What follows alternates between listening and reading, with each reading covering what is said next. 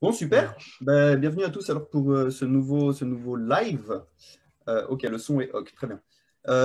Du coup, on est toujours l'association Dionée et puis voilà, on organise comme ça des petits lives de temps en temps. Donc là, c'est le troisième. Aujourd'hui, on a François May comme invité. On va discuter de l'exploration botanique.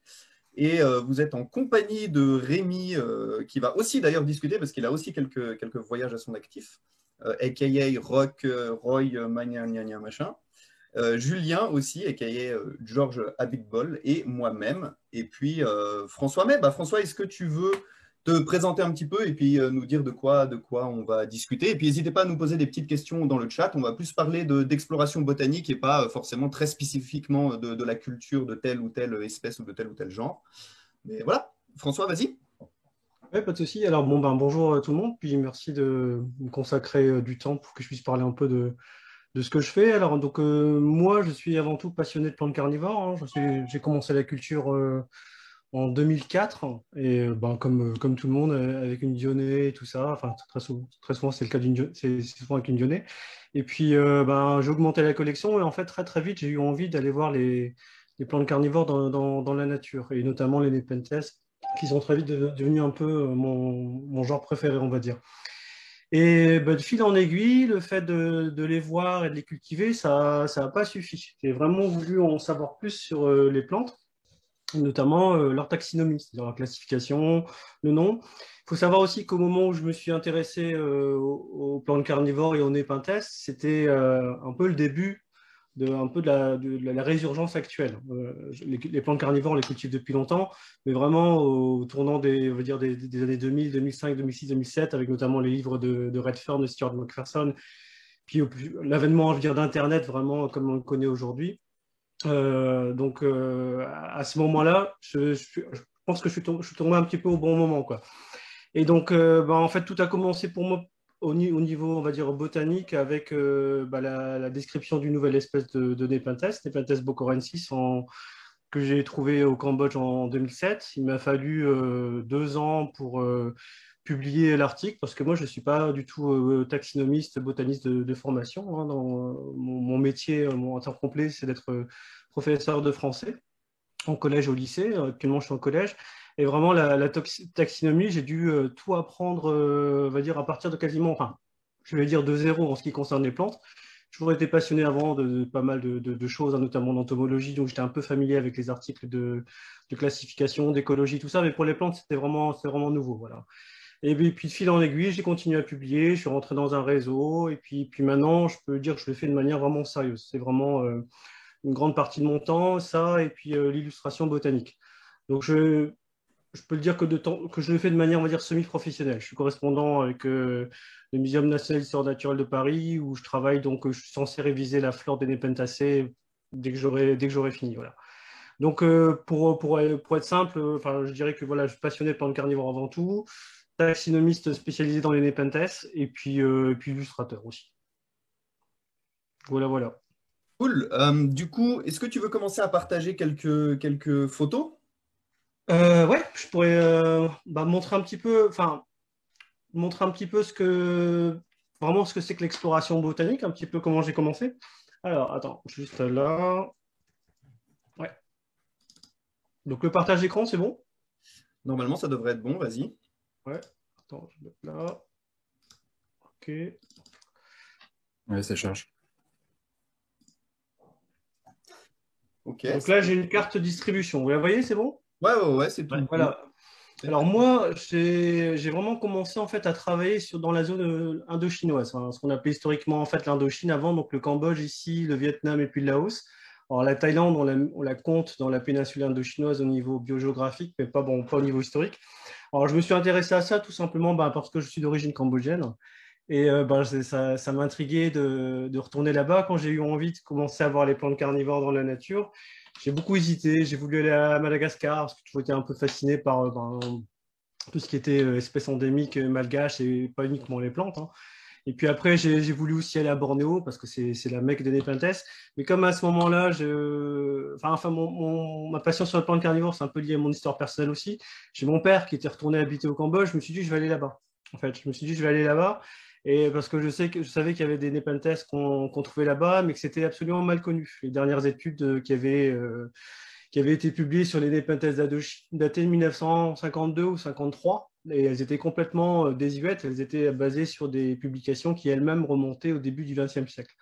Donc, quand j'ai été là-bas, ben, j'ai commencé à explorer, essayer de trouver. Je savais qu'il n'y avait que 2, 3, 4 espèces maximum. Et à ce moment-là, ben, c'est là que je suis tombé sur donc, le mont Bokor, la montagne Bokor. Et donc là, je me suis un peu renseigné sur l'endroit. Et puis, donc, j'ai découvert que c'était une ancienne un peu station d'altitude où les anciens, enfin les Français, hein, puisque le Cambodge était un protectorat français, une ancienne colonie française, avait installé ben, un casino, un hôtel, une église et tout ça. Je devrais avoir une photo. Voilà, donc là, c'est l'ancien hôtel.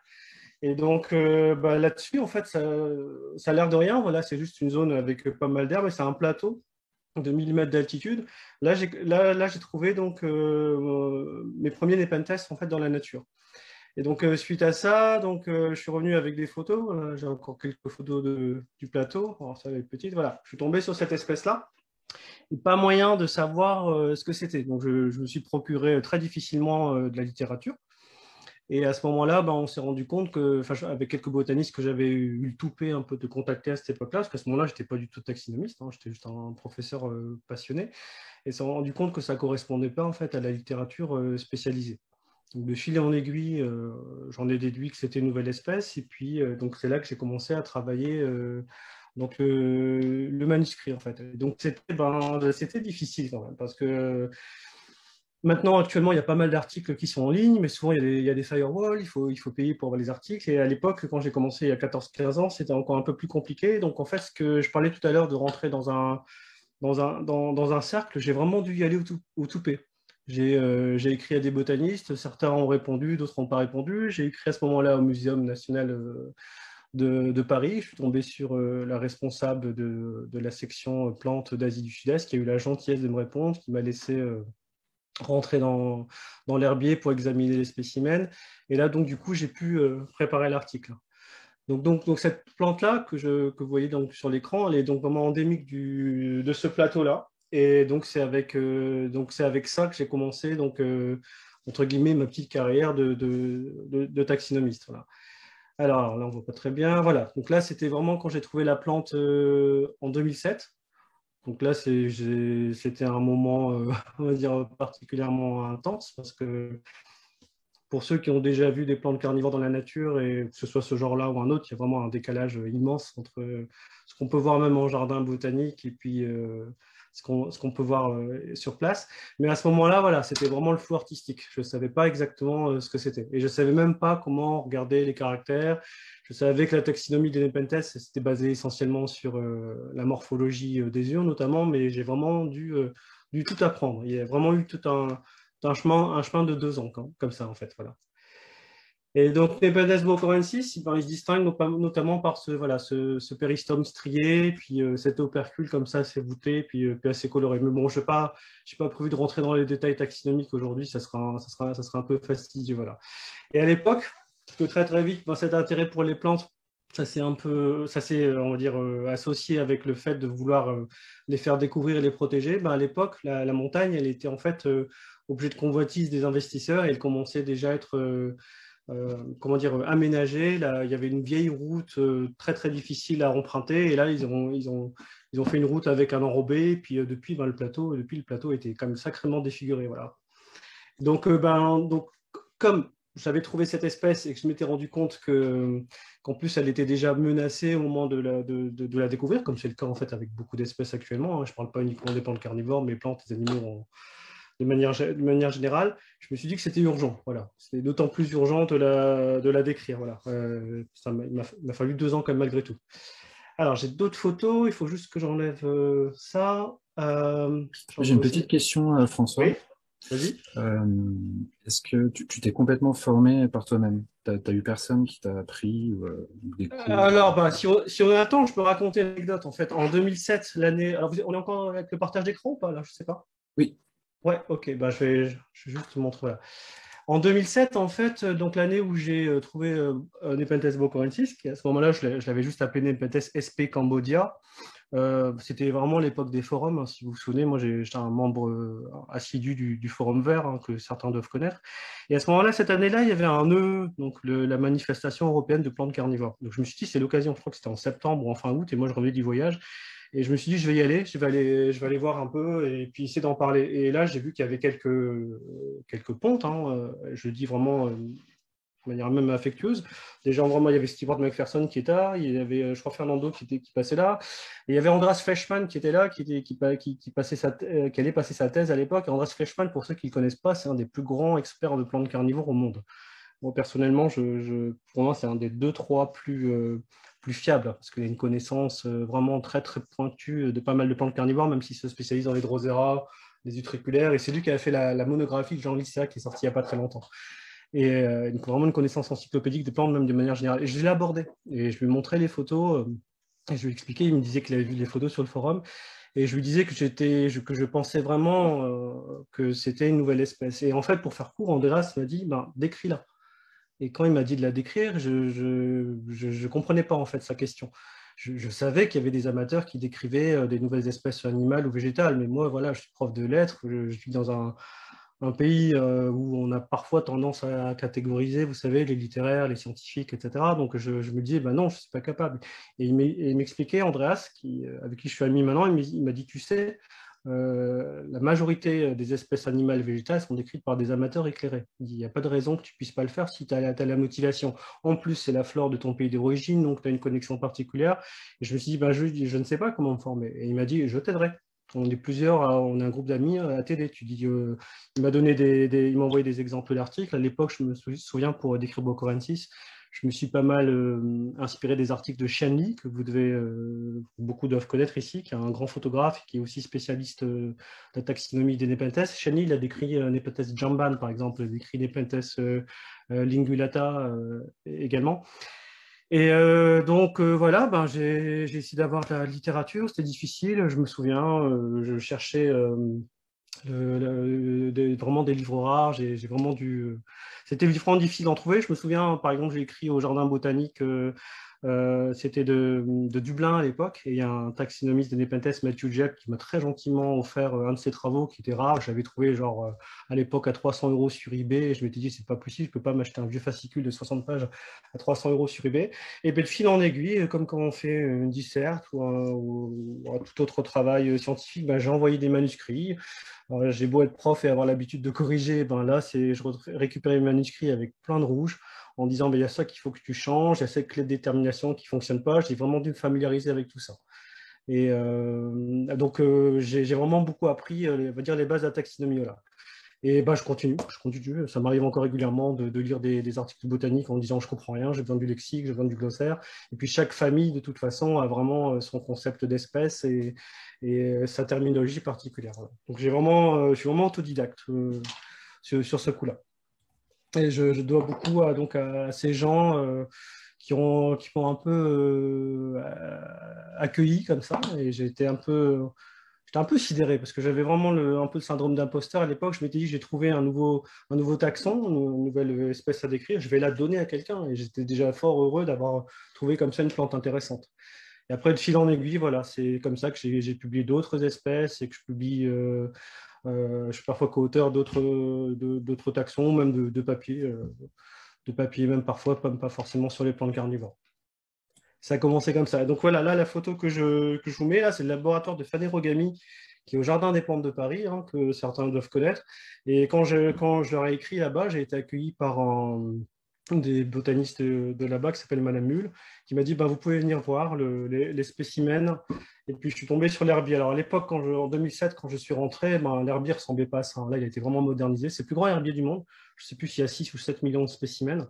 Donc pour ceux qui ne sont pas habitués avec ça, enfin qui connaissent le terme d'herbier, mais qui pensent que c'est juste des plantes séchées mortes, c'est une véritable bibliothèque. C'est une librairie du vivant. Les herbiers, c'est un outil vraiment très très important. Et ça permet de conserver la biodiversité des plantes. Ça permet de savoir ce qui pousse où et puis quand aussi, parce que ça permet de savoir ce qui a poussé, par exemple, dans une zone donnée, dans un endroit donné. Et donc, parmi ces 7 millions de spécimens, en fait, ben, vous avez des rayons consacrés donc forcément aux Nepentacées. Et à chaque fois que vous décrivez une nouvelle espèce, il faut qu'elle soit représentée par un type, par un spécimen physique. Quand ce sont des insectes qui sont naturalisés, quand ce sont des reptiles, on peut les mettre en alcool. Dès que c'est pas solide, on met en alcool d'ailleurs. Et puis pour les plantes, voilà, c'est déposé comme ça. Voilà.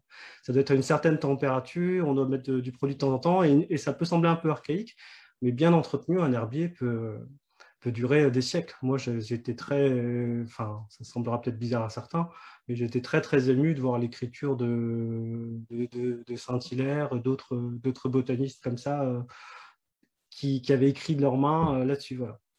Donc moi, donc on m'a accueilli là, on a dû m'expliquer, donc il y a 14-15 ans, comment on travaillait sur des spécimens d'herbier. Hein, par exemple, il ne faut pas les mettre à la verticale, ça peut sembler bête, la manipulation, c'est assez précis. Donc, il y avait tout un rayon sur les Nepenthes. Là, je me suis rendu compte qu'en fait, il y avait plein de spécimens qui avaient déjà été collectés au Cambodge. Je me suis rendu compte que Nepenthes bocorensis avait été collecté dès le début du XXe siècle au Cambodge, mais qu'à ce moment-là, on ne savait pas ce que c'est. Il y a plein d'étiquettes avec des noms qui sont complètement obsolètes. Et puis bon, j'ai passé beaucoup de temps à travailler comme ça, hein, avec l'ordi, les microscopes et tout ça. En fait, dans mon travail de taxinomiste, de personnes, de botanistes qui classifient, qui décrit des nouvelles plantes, il y a vraiment toute une partie en herbier. Alors maintenant, ce qui est pratique, c'est que depuis quelques années, la plupart des spécimens d'herbier sont digitalisés, donc c'est accessible, on n'est pas obligé de voyager à l'autre bout du monde. Il y a eu plusieurs fois où j'ai été à l'herbier de Paris, où j'ai dû demander en amont à ce que ma responsable là-bas emprunte des spécimens de Leiden, de Bonn, etc., de Kew Garden, pour qu'ils puissent être centralisés à Paris, pour que je n'ai pas à me déplacer dans tous ces herbiers-là. Donc, il y a vraiment tout un travail comme ça important. Ce n'est pas le travail forcément le plus glamour, mais c'est vraiment indispensable. Je ne peux pas juste voir une nouvelle plante et me dire, dans la nature, et me dire, elle est nouvelle, je vais la décrire pour me rendre compte, en fait, qu'elle existait déjà. Elle a déjà été décrite, mais que simplement, elle n'est pas popularisée dans les livres, etc. Et que finalement, le travail que je fais n'est pas un travail nouveau. Et c'est là qu'on obtient ce qu'on appelle un synonyme. C'est-à-dire, vous pensez décrire une plante nouvelle et en fait, elle a déjà été décrite. Ou alors, elle a été déjà décrite il y a un moment, on pensait que c'était pas bon, et finalement, on se rend compte que c'est bon, mais dans ce cas-là, on doit utiliser l'ancien nom qui avait été utilisé en premier pour la description. Enfin, j'ai dû vraiment apprendre tout ça. Il y a un code de nomenclature botanique très, très, très particulier, et je le découvre encore. Voilà. Et donc, je travaille comme ça sur des spécimens. Alors, je ne sais pas quelle est la qualité de l'image, mais là, ce sont des spécimens de Nepenthes du Cambodge de 1908. Donc, on voit l'écriture manuscrite avec parfois des mentions de localité qui n'existent plus, en fait. Hein. Voilà. Voilà. Et donc là, ça, c'est le type de Nepenthes torelli, une espèce sur laquelle j'ai beaucoup travaillé, qui se trouve au Vietnam. Je ne sais pas si vous arrivez à voir sur l'étiquette, donc écrit Vietnam, à côté il marquait Song Be Lo Thieu, ce sont des localités qui n'existent plus du tout. Et ça a été collecté entre 1862 et 1866. Voilà. Donc là, voilà notre spécimen d'herbier avec une étiquette là qui a été collectée en 1903. Voilà. Donc ça peut sembler, pour le profane, pour les personnes qui n'ont pas l'habitude, ça peut sembler un peu bizarre de travailler sur ça, mais il faut se rendre compte que ce sont des spécimens qui contiennent beaucoup d'informations. Quand on voit des photos, par exemple, sur Internet, c'est difficile de se rendre compte des caractères de la plante, sauf si elle a vraiment des caractéristiques bien particulières.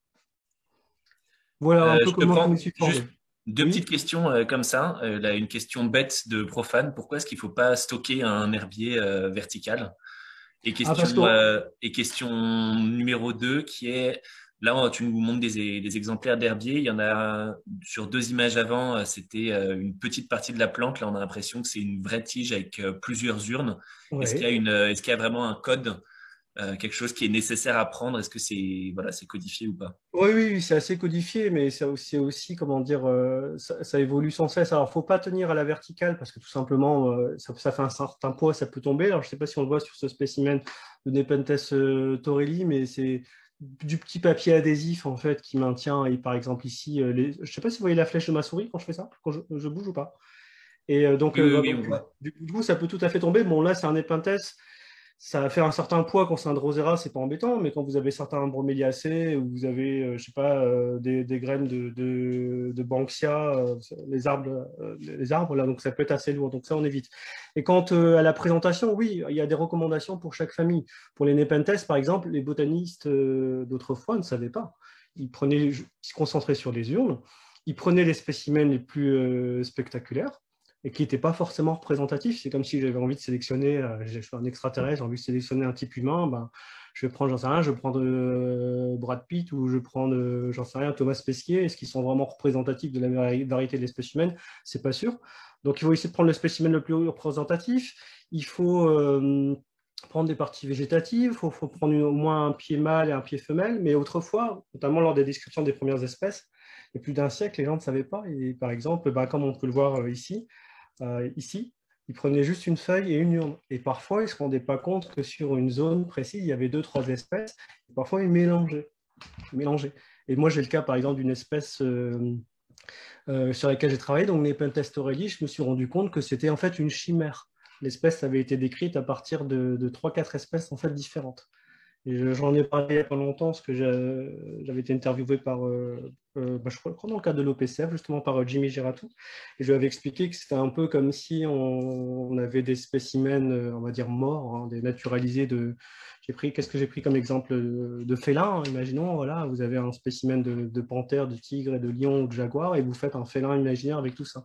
Et en fait, on a le cas avec les plantes. Donc là, j'ai eu le cas avec Nepenthes aurelis, j'ai dû redécrire. Et ça arrive très, très fréquemment. Mais à l'époque, on connaissait très mal les plantes. On ne savait pas qu'il y avait, par exemple, cette dimorphie, cette différence entre urne inférieure et une urne supérieure. Donc, du coup, par exemple, quand on en trouvait de deux sortes, on se disait, boum, c'est 2 espèces différentes. Mais quand il y avait les urnes intermédiaires qui arrivaient dans l'eau, il y en avait une 3e. Et on ne se rendait pas compte. Et on ne prenait pas forcément, comme je disais, les spécimens les plus représentatifs. Maintenant, on conseille je vais vous montrer d'ailleurs des spécimens un peu plus récents après. Je vais montrer un peu tout de suite. On conseille maintenant, en fait, de donc mettre un pied mâle, un pied femelle, et puis, si possible aussi, d'ouvrir, je vais montrer ici, voilà, d'ouvrir, là c'est un spécimen qu'on a préparé au Vietnam ensemble avec des botanistes avec lesquels j'ai travaillé. On conseille par exemple d'ouvrir l'urne pour qu'on puisse voir la différence entre la zone cireuse et la zone digestive qui peut être différente selon les espèces. Ça peut être un critère de détermination. Donc là, par exemple, on a un spécimen avec 3 urnes inférieures, l'urne est ouverte. On a donc bien une tige bien complète avec une inflorescence qui est accrochée à la plante, qui ne soit pas une inflorescence qui a été collectée sur une autre plante, qui pourrait être une 2e espèce. Voilà. Et donc là, c'est un pied mâle. Ensuite, on avait essayé de trouver aussi, c'est un pied femelle. Alors, quand on ne peut pas avoir urne inférieure et supérieure sur la même plante, ben voilà, ici, voilà, là, c'est la même espèce avec cette fois-ci des urnes supérieures. C'est toujours un spécimen mâle. Donc, vous voyez, les botanistes d'avant auraient considéré que c'était 2 espèces. Voilà. Et pour les Drosera, c'est encore autre chose. Pour les Helianthera, c'est pareil. Il faut mettre la cuillère en évidence parce qu'on sait quels sont les critères en fait, diagnostiques qui permettent de différencier les espèces, les critères les plus importants, donc il faut les mettre en valeur. Parce qu'évidemment, même si c'est bien préservé, là, par exemple, les couleurs vont être perdues. On peut retourner le spécimen, il y a des choses qui vont être plus ou moins cachées. Par exemple, ici, là, l'urne du centre, l'opercule est plié, c'est un peu embêtant. Mais ce n'est pas très grave puisque l'urne qui se trouve à gauche, eh bien, l'opercule est bien découvert. Et là, c'est la partie inférieure de l'opercule. Et sur l'urne de droite, là, je me suis arrangé pour que l'opercule, partie dorsale, partie du haut, soit visible. Donc, en fait, il y a des règles comme ça pour chaque espèce. Et moi, je me suis vraiment spécialisé vraiment là-dedans. Mais c'est intéressant de s'intéresser aux autres genres, et je dirais même à toutes les plantes non carnivores dans l'ensemble, pour mieux comprendre en fait comment on pratique notre discipline. Pour moi, la taxinomie, ça permet vraiment d'avoir d'autres outils comme ça. Ben justement, pour rebondir là-dessus, je suppose que du coup, au 19e, quand ils faisaient leur collecte, mais au début du 20e, il y avait plusieurs jardins botaniques ou plusieurs explorateurs qui pouvaient collecter une même plante. Aujourd'hui, quand quelqu'un collecte un nouvel échantillon, est-ce que maintenant, pour éviter de collecter en multiples fois, on le fait une fois et on le stocke quelque part, puis ensuite on le numérise? Et ensuite, quelle est l'utilité en fait de aujourd'hui avec les techniques de photographie, etc., de continuer à collecter de l'échantillon vivant, alors qu'effectivement, comme tu l'as dit, on va potentiellement perdre la couleur, la plante va sécher, et puis on n'a pas la même, on a peut-être plus cette nécessité de toucher du matériel alors qu'on a d'autres techniques. Ouais, on se rend compte qu'en fait, parce que évidemment la photo est vraiment très très pratique, on se rend compte de son importance depuis pas mal d'années, que y a plein plein de botanistes sont très très jeunes, ou dire très connectés, etc. Et malgré tout, on se rend compte que il n'y a rien qui arrive vraiment à remplacer le spécimen d'herbier.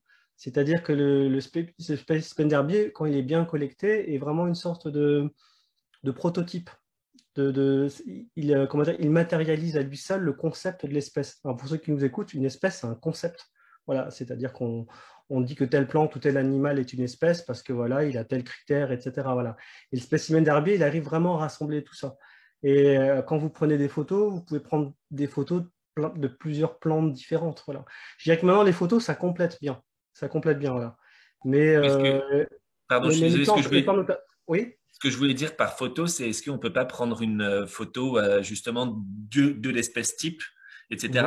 Avoir d'autres photos qui complètent, mais d'avoir le spécimen au lieu de le collecter directement en nature, de prendre une photo de l'espèce type, etc. Il faudrait beaucoup de photos. Il faudrait beaucoup de photos parce que bon là, c'est juste une photo comme ça partagée sur l'écran. Mais quand tu veux étudier par exemple les glandes digestives qu'il y a sous l'opercule et qu'il faut passer au microscope, c'est compliqué. Il faudrait vraiment des dizaines et des dizaines de photos. Et il y a tout ce qui est pilosité, etc. C'est difficile également à étudier. Il faudrait vraiment la plante photographiée vraiment sous toutes les coutures. Et à partir du moment où il y a des photos éventuellement issues de spécimens différents, ça serait difficilement consultable. Voilà, ça serait difficilement consultable. Ok. Et concernant le fait de les prélever, bon, sauf dans certains cas où on doit prélever les racines, ou la dernière fois quand Laurent parlait des drosera tubéreux, en herbier, on doit récolter également le tubercule. En dehors de ces cas particuliers-là, là, par exemple, j'ai coupé une bouture. Ici, j'ai coupé une bouture, donc voilà, on n'impacte pas la plante. Et tout à l'heure, tu parlais des récoltes par rapport au pays où on récolte. Ce qu'on fait à chaque fois pour que ça soit, comment dire, consultable par le pays où la plante a été collectée, c'est qu'en plus du spécimen type, on collecte ce qu'on appelle des duplicats, en fait. On laisse un spécimen dans l'herbier local, et ensuite, il y en a un autre qui est exporté dans le pays éventuellement où on va travailler sur la plante. Et puis juste pour compléter, François, il y a aussi tout le côté génétique et analyse d'ADN qui peut toujours servir avec les Tout échantillons. à fait, voilà. En fait, des années après, l'ADN, il peut toujours être extrait et on peut quand même, du coup, après, tout à fait, ça peut rester utile, quoi. Il arrive régulièrement, d'ailleurs, en expédition, je suis obligé de prendre, parfois quand je n'ai pas de spécimen comme ça d'herbier collecté, parce que la plante existe déjà, je récupère un échantillon avec du silica à gel, on récupère un échantillon de plante et ensuite, effectivement, ça peut être étudié. Non, les photos, c'est vraiment très, très pratique, il ne faut vraiment pas s'en passer, mais voilà, il faut pouvoir avoir accès vraiment à la plante on ne sera jamais vraiment sûr, si on n'a pas ce spécimen type, qu'une plante qui est censée être la même soit vraiment la même.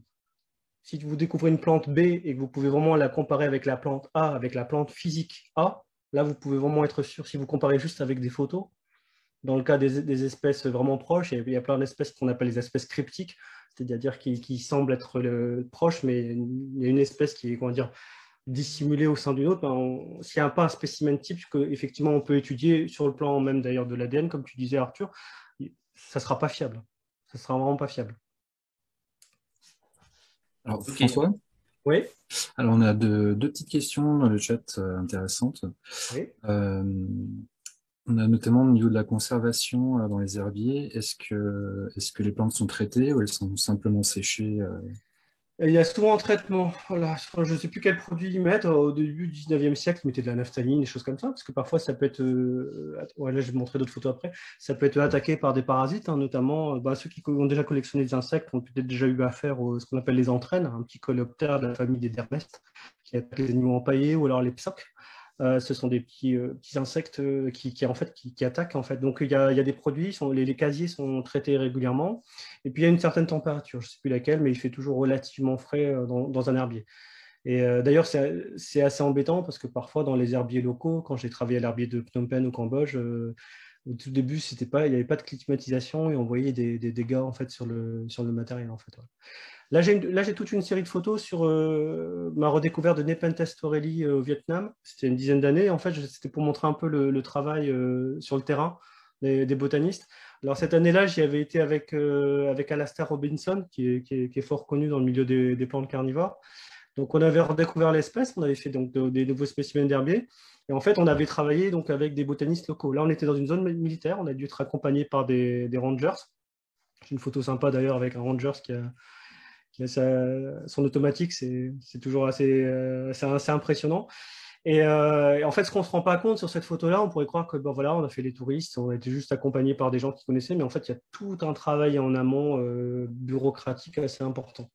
Moi, j'ai dû montrer patte blanche, j'ai dû obtenir des permis de recherche. Alors, j'ai réussi à contacter un botaniste vietnamien donc, qui travaillait là. Et ensuite, une fois qu'on a vu les permis, on a dû aller voir les responsables de l'armée à ce moment-là. Ils ont dit, bon, vous pouvez y aller puisque vous avez obtenu le permis du ministère de l'Environnement, mais bon, on vous accompagnera. Et puis, on était flanqués de rangers avec nous. Donc là, on a Alastair, là, ici, qui est au centre, qui est en train de commencer à photographier. Je crois que c'était une plantule. Voilà, puis ici, il est en train de prendre des mesures parce qu'en fait, ce qu'il faut se rendre compte, je disais tout à l'heure que les botanistes récoltaient des plantes sans vraiment savoir, et c'est pas leur faute, hein, parce qu'il voilà, il manquait beaucoup d'outils à l'époque. Et les descriptions étaient souvent très lacunaires. Le code de nomenclature a vraiment changé au fur et à mesure des siècles. Avant, on pouvait décrire une plante en 2-3 lignes. La description, par exemple, d'origine de la Dionée par Warren Ellis, elle est complètement lacunaire. Voilà. Il y a pas mal de Nepenthes torelli était décrit dans un paragraphe de 10 ou 12 lignes. En fait, donc, quand on a découvert la plante avec Alastair et puis le docteur Trong, le botaniste vietnamien, on s'est dit il faut qu'on amende la description, il faut qu'on la complète entièrement. Donc là, en fait, Alastair avait étudié pas mal de spécimens, je crois, pour récupérer les données morphométriques, pour savoir en fait quelle était la taille moyenne des feuilles, des urnes, le ratio entre la taille de l'opercule ou la taille de l'urne. Donc, il y a vraiment tout un travail, voilà, et c'est compliqué. Bon, par exemple, sur cette photo-là, la plante que vous voyez coupée qui va servir d'herbier, c'est Nepenthes torelli. Et juste sur la droite, c'est un hybride avec Mirabilis. Voilà. Donc, autrefois, on aurait collecté les deux et on aurait décrit une espèce avec les deux, alors que bon, nous, comme on a l'habitude, on savait que c'était un hybride qui était juste à côté. Là, une autre photo, là, vous voyez un des rangers au centre et le docteur Trong là, à droite et Alastair, donc toujours occupé à prendre les mesures. Et ici, là, vous avez le docteur Trong avec un de ses assistants de l'herbier de Ho Chi Minh Ville qui sont en train en direct de faire un herbier. Alors, un herbier, pour ceux qui ne s'y connaissent pas, c'est assez simple. Hein, on presse une plante entre deux planches de bois et on met souvent du papier pour sécher. Et ensuite, le papier, il faut le renouveler régulièrement, tous les 2 jours, par exemple, et limite tous les jours quand on est en zone tropicale. Moi, j'ai déjà souvent dû faire des herbiers sur le terrain et c'était parfois assez folklorique. Voilà. Parce que là, bon, là, il a fait beau ce jour-là, mais quand c'est l'inverse, c'est le même tarif. Voilà. Et donc voilà, là, c'est le spécimen qui a été pressé après quelques jours. Et ensuite, là, j'ai eu quelques photos de ce spécimen il y a 2-3 ans. Bon, maintenant, il est tout marron, mais toutes les caractéristiques sont préservées. Là, vous avez un pied femelle. Voilà. Et alors après, une fois qu'ils sont intégrés dans les herbiers, après, ils sont bien préparés. Vous avez un petit code couleur à côté, vous avez une petite échelle. Là, c'est vraiment tout frais. Voilà. Et alors là, ça c'est intéressant, c'est Alastair et le Dr Trong. Souvent, quand on est en expédition comme ça, on ne se contente pas juste d'aller étudier les plantes qui nous intéressent, on essaie de se rendre utile. Là, on est à l'herbier de Ho Chi Minh Ville et on a profité de notre passage, le Dr Trong a profité de notre passage pour nous demander de vérifier tout le matériel de Nepenthes qu'il y avait dans l'herbier de Ho Chi Minh Ville. Il y a des collectes qui sont là depuis très longtemps, certaines ont été juste récentes, mais on n'a pas forcément toujours l'expertise pour étiqueter les choses, en fait. Moi, par exemple, quand je vais en expédition botanique, quand j'ai un permis de recherche, j'ai parfois des permis qui ne sont pas forcément spécifiques aux Nepenthes. Du coup, j'en profite pour collecter toute plante qui me semble intéressante. Je me souviens, j'avais collecté des Eriocolons, c'est une petite herbacée. Certains ont peut-être déjà vu ça dans certaines tourbières. Ça fait des sortes de fleurs en forme de boule. Je me souviens que j'avais collecté une espèce de Ceropegia, c'est une Apocinacée du Cambodge, et je me suis dit, je ne connais pas, ça peut être intéressant. Donc, quand je les collecte, ensuite, je les mets en herbier. Et je marque Ceropegia sp, ou alors je marque que je ne sais pas ce que c'est, je mets la donnée GPS, et peut-être qu'un jour, une botaniste experte va tomber dessus et va se rendre compte, en fait, qu'il y a une nouvelle espèce. L'herbier de Paris, avec ses 7 millions de spécimens, ou l'herbier d'Atlanta ou de Sydney, n'importe quel herbier regorge d'espèces qui attendent d'être décrites. Et évidemment, il y en a même certaines qui sont décrites et alors qu'elles ont déjà disparu, en fait. Voilà. Et donc là, par exemple, on a profité de notre passage à Ho Chi Minh Ville pour remettre à jour, pour tout identifier.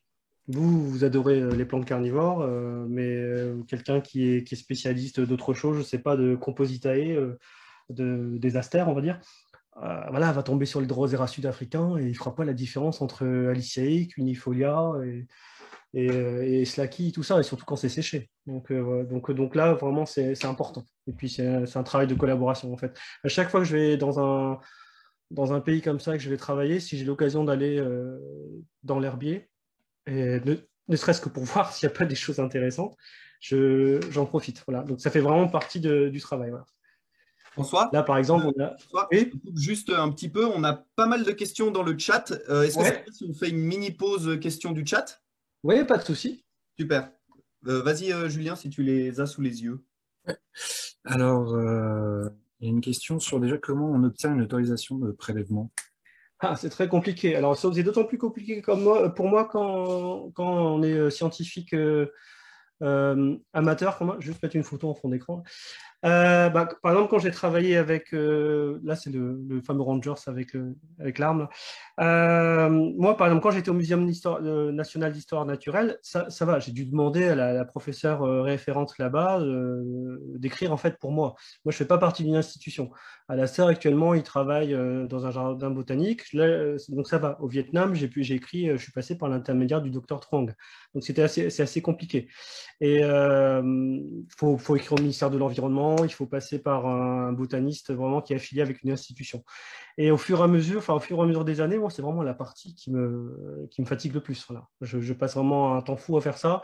Et j'ai même tendance maintenant dans mes derniers articles botaniques à laisser faire les copains qui ont une affiliation. Le dernier article auquel j'ai participé, certains doivent connaître, c'est la description de Nepenthes diabolica, qui a été publié il y a quelques mois. Les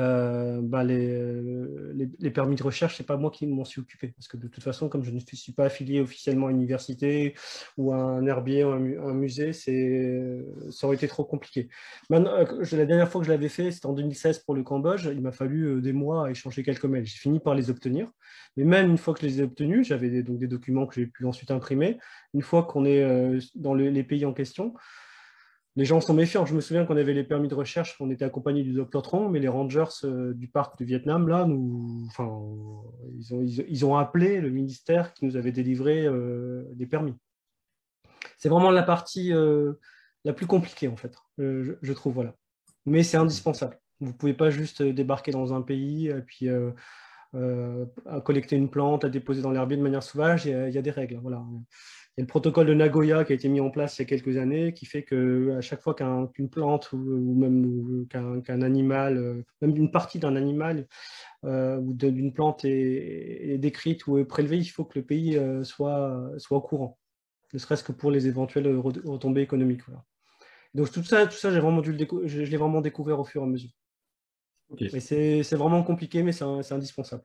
Parfois, même dans pas mal d'articles, on doit mettre le numéro des permis de recherche à la fin de l'article. Donc maintenant, comme c'est la partie qui m'intéresse le moins, quand je participe à des travaux, là, j'en ai d'autres qui sont en cours, je me greffe, je fais mon travail. Moi, par exemple, dans Nepenthes diabolica, je me suis occupé de la partie histoire botanique et c'est moi qui ai fait la clé de détermination avec les espèces de Sulawesi. Donc, voir que diabolica était proche de la mata, nigra, tentaculata et tout ça, je me suis occupé de l'illustration botanique parce que c'est une partie où je suis particulièrement à l'aise maintenant. Mais c'est vrai que j'éviterais, comme il y a quelques années, de faire un article de A à Z. C'est beaucoup plus facile d'avoir quelques vrais académiques, en fait, c'est-à-dire des gens qui sont affiliés avec moi. Ça ouvre des portes. En tant qu'amateur, moi, ça va maintenant, j'ai entre guillemets un CV, j'ai des articles à l'actif, donc c'est plus facile. Mais c'est vraiment une partie un peu compliquée et je gagne du temps à travailler avec des gens qui sont déjà affiliés à une institution. Très bien. On a aussi une question du coup sur Bokurensis, oui. Donc, que tu as décrite et vu qu'elle est menacée, comment ça se fait que du coup elle se retrouve pas mal dans les cultures occidentales, dans les collections? En fait, il y a eu prélèvement de graines donc à ce moment-là. Et ça a été distribué en fait aux pépinières, spécialisées. Je vais voir une photo un peu de Bokurensis. Et en fait, à ce moment-là, quand j'ai récupéré des graines, j'en ai envoyé à Bordeaux Exotique, Exotica Plante, à Wistuba, etc. Et puis comme ça. C'est-à-dire que le but pour moi, c'est qu'elle soit disponible en fait le plus rapidement possible et primodique. Et à partir du moment où vous ne le donnez pas qu'à une source, et que vous le donnez à plusieurs, entre guillemets, concurrents, forcément, ensuite, elle se retrouve facilement. Et ce qui a aussi joué pour elle, c'est que la plante est facile de culture. Et pardon, juste pour rebondir sur cette question, François, qu'est-ce que c'est l'intérêt du coup de faire ça? C'est quoi le but D'enlever de la pression sur les plantes. Là, attendez, je vais vous montrer une petite photo. On est toujours dans le partage d'écran ou pas? Oui, toujours. Ouais, je vais voir si j'arrive à... Alors, attendez. Parce que l'idée, du coup, François, tu me dis si je dis une énorme bêtise, mais l'idée de récolter quand même quelques graines comme ça, les envoyer à droite à gauche, au jardin botanique, à des cultivateurs, etc., c'est aussi pour empêcher le braconnage et puis le prélèvement un peu sauvage dans la nature des derniers individus, quoi. Ouais, en fait, le braconnage est très très important. Il faut savoir que au niveau des plantes, les Nepenthes, notamment les plantes carnivores, notamment les plantes à urnes, les Sarracenia, pareil, et puis les orchidées sont des plantes considérées comme charismatiques, on va dire. C'est un peu l'équivalent de la mégafaune, hein. Dès qu'on parle de protection, etc., il y a 95% des fonds qui vont vers les animaux, mais au niveau des plantes, c'est compliqué, hein. Mais vraiment, tout ce qui est Nepenthes, orchidées, cactées, et puis depuis 2-3 ans, c'est la folie au niveau des aracées. Je ne sais pas si vous avez remarqué, hein, dans tout ce qui est Monstera et compagnie. Le braconnage est assez important. Là, j'ai mis comme photo, certains la reconnaîtront, c'est Nepenthes rigidifolia, que j'ai observé il y a 2 ans à Sumatra. C'est le seul exemplaire connu. C'est une localité qu'on se partage entre botanistes. Donc là, on l'a eu. J'y avais été avec Laurent, hein, qui était là la semaine dernière pour le Facebook Live. C'est le seul spécimen connu. Suite à ce voyage-là, je sais qu'il y a eu 2 ou 3 petites populations de Nepenthes rigidifolia, c'est à Sumatra, hein, qui ont été découvertes. Et dans les 2 semaines qui ont suivi, elles ont été complètement pillées. Donc, en fait, de distribuer des graines, les rendre accessibles, ça permet d'enlever la pression. Et puis aussi les rendre à un prix accessible.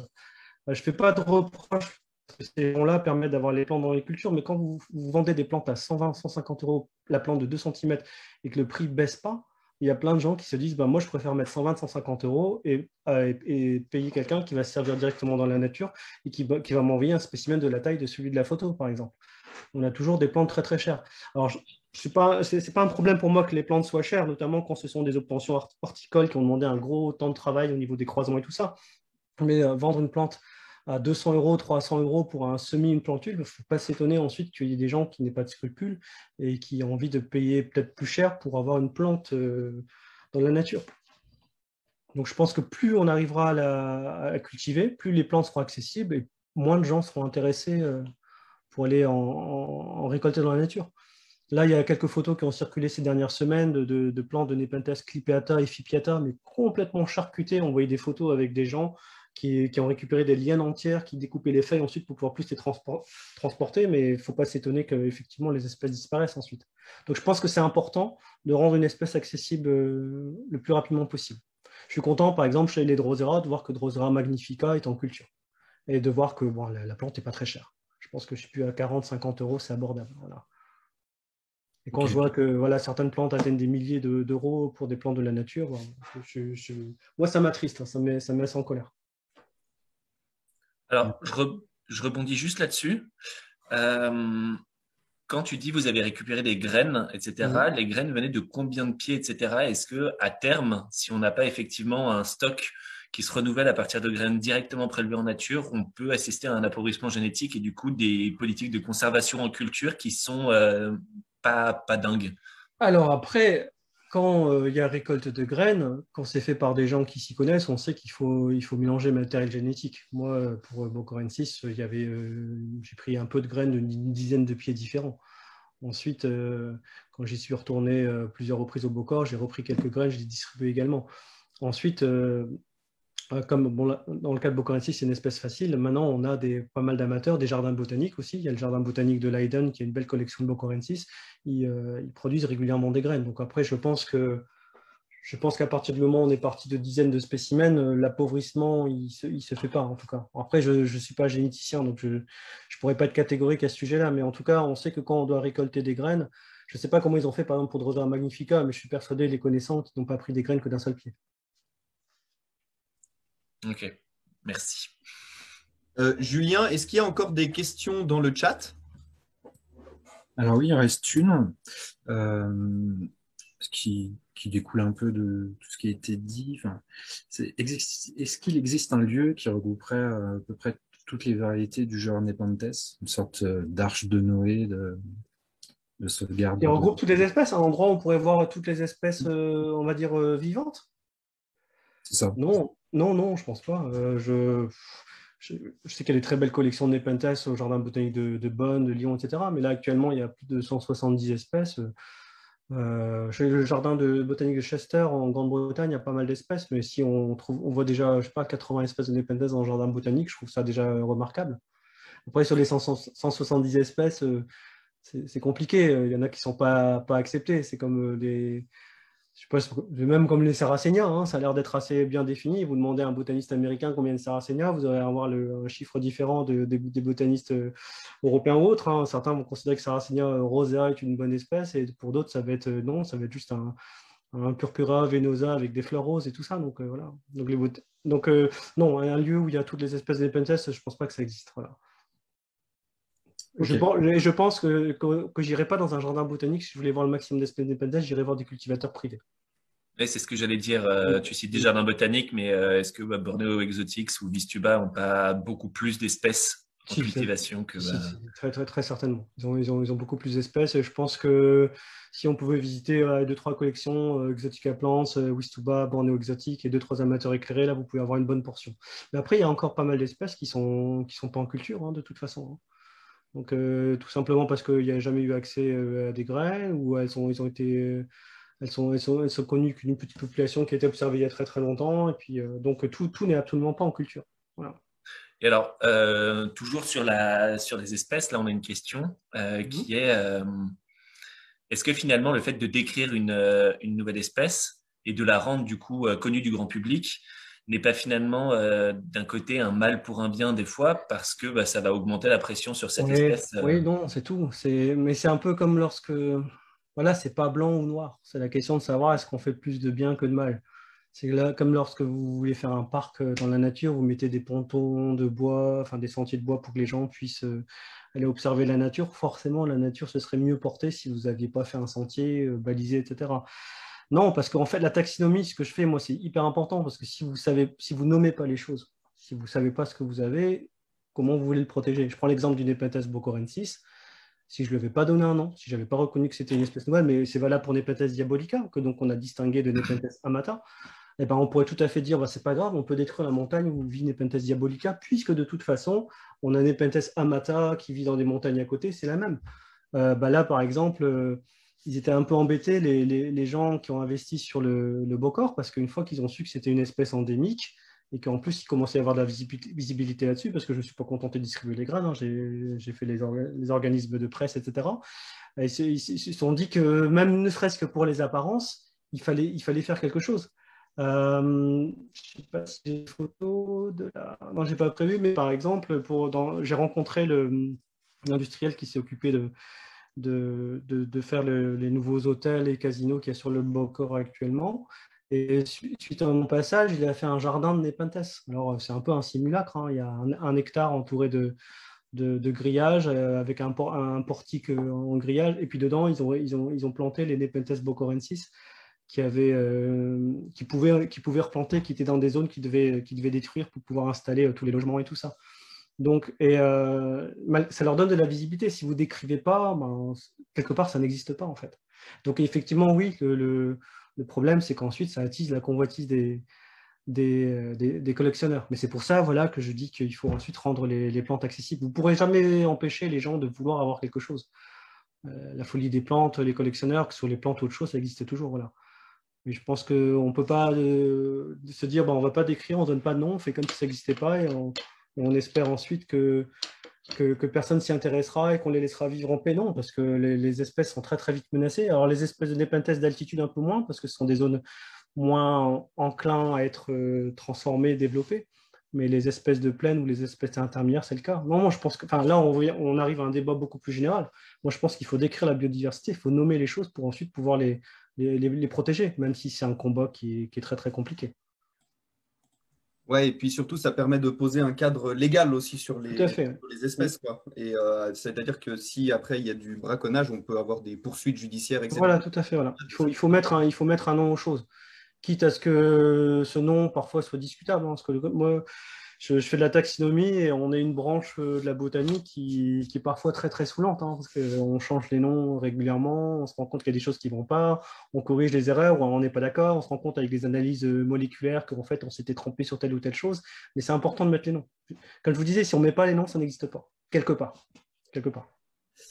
Ok, du coup, est-ce que tu veux nous parler peut-être plus d'exploration ou on peut continuer sur les menaces in situ? Je ne sais pas, qu'est-ce que tu avais prévu pour qu'on avance un petit peu? Je ne sais pas si tu as déjà passé toutes tes photos ou pas. Ouais, j'en ai encore par-ci par-là. Après, oui, bah, là moi j'avais quelques photos de terrain pour montrer un peu aux gens.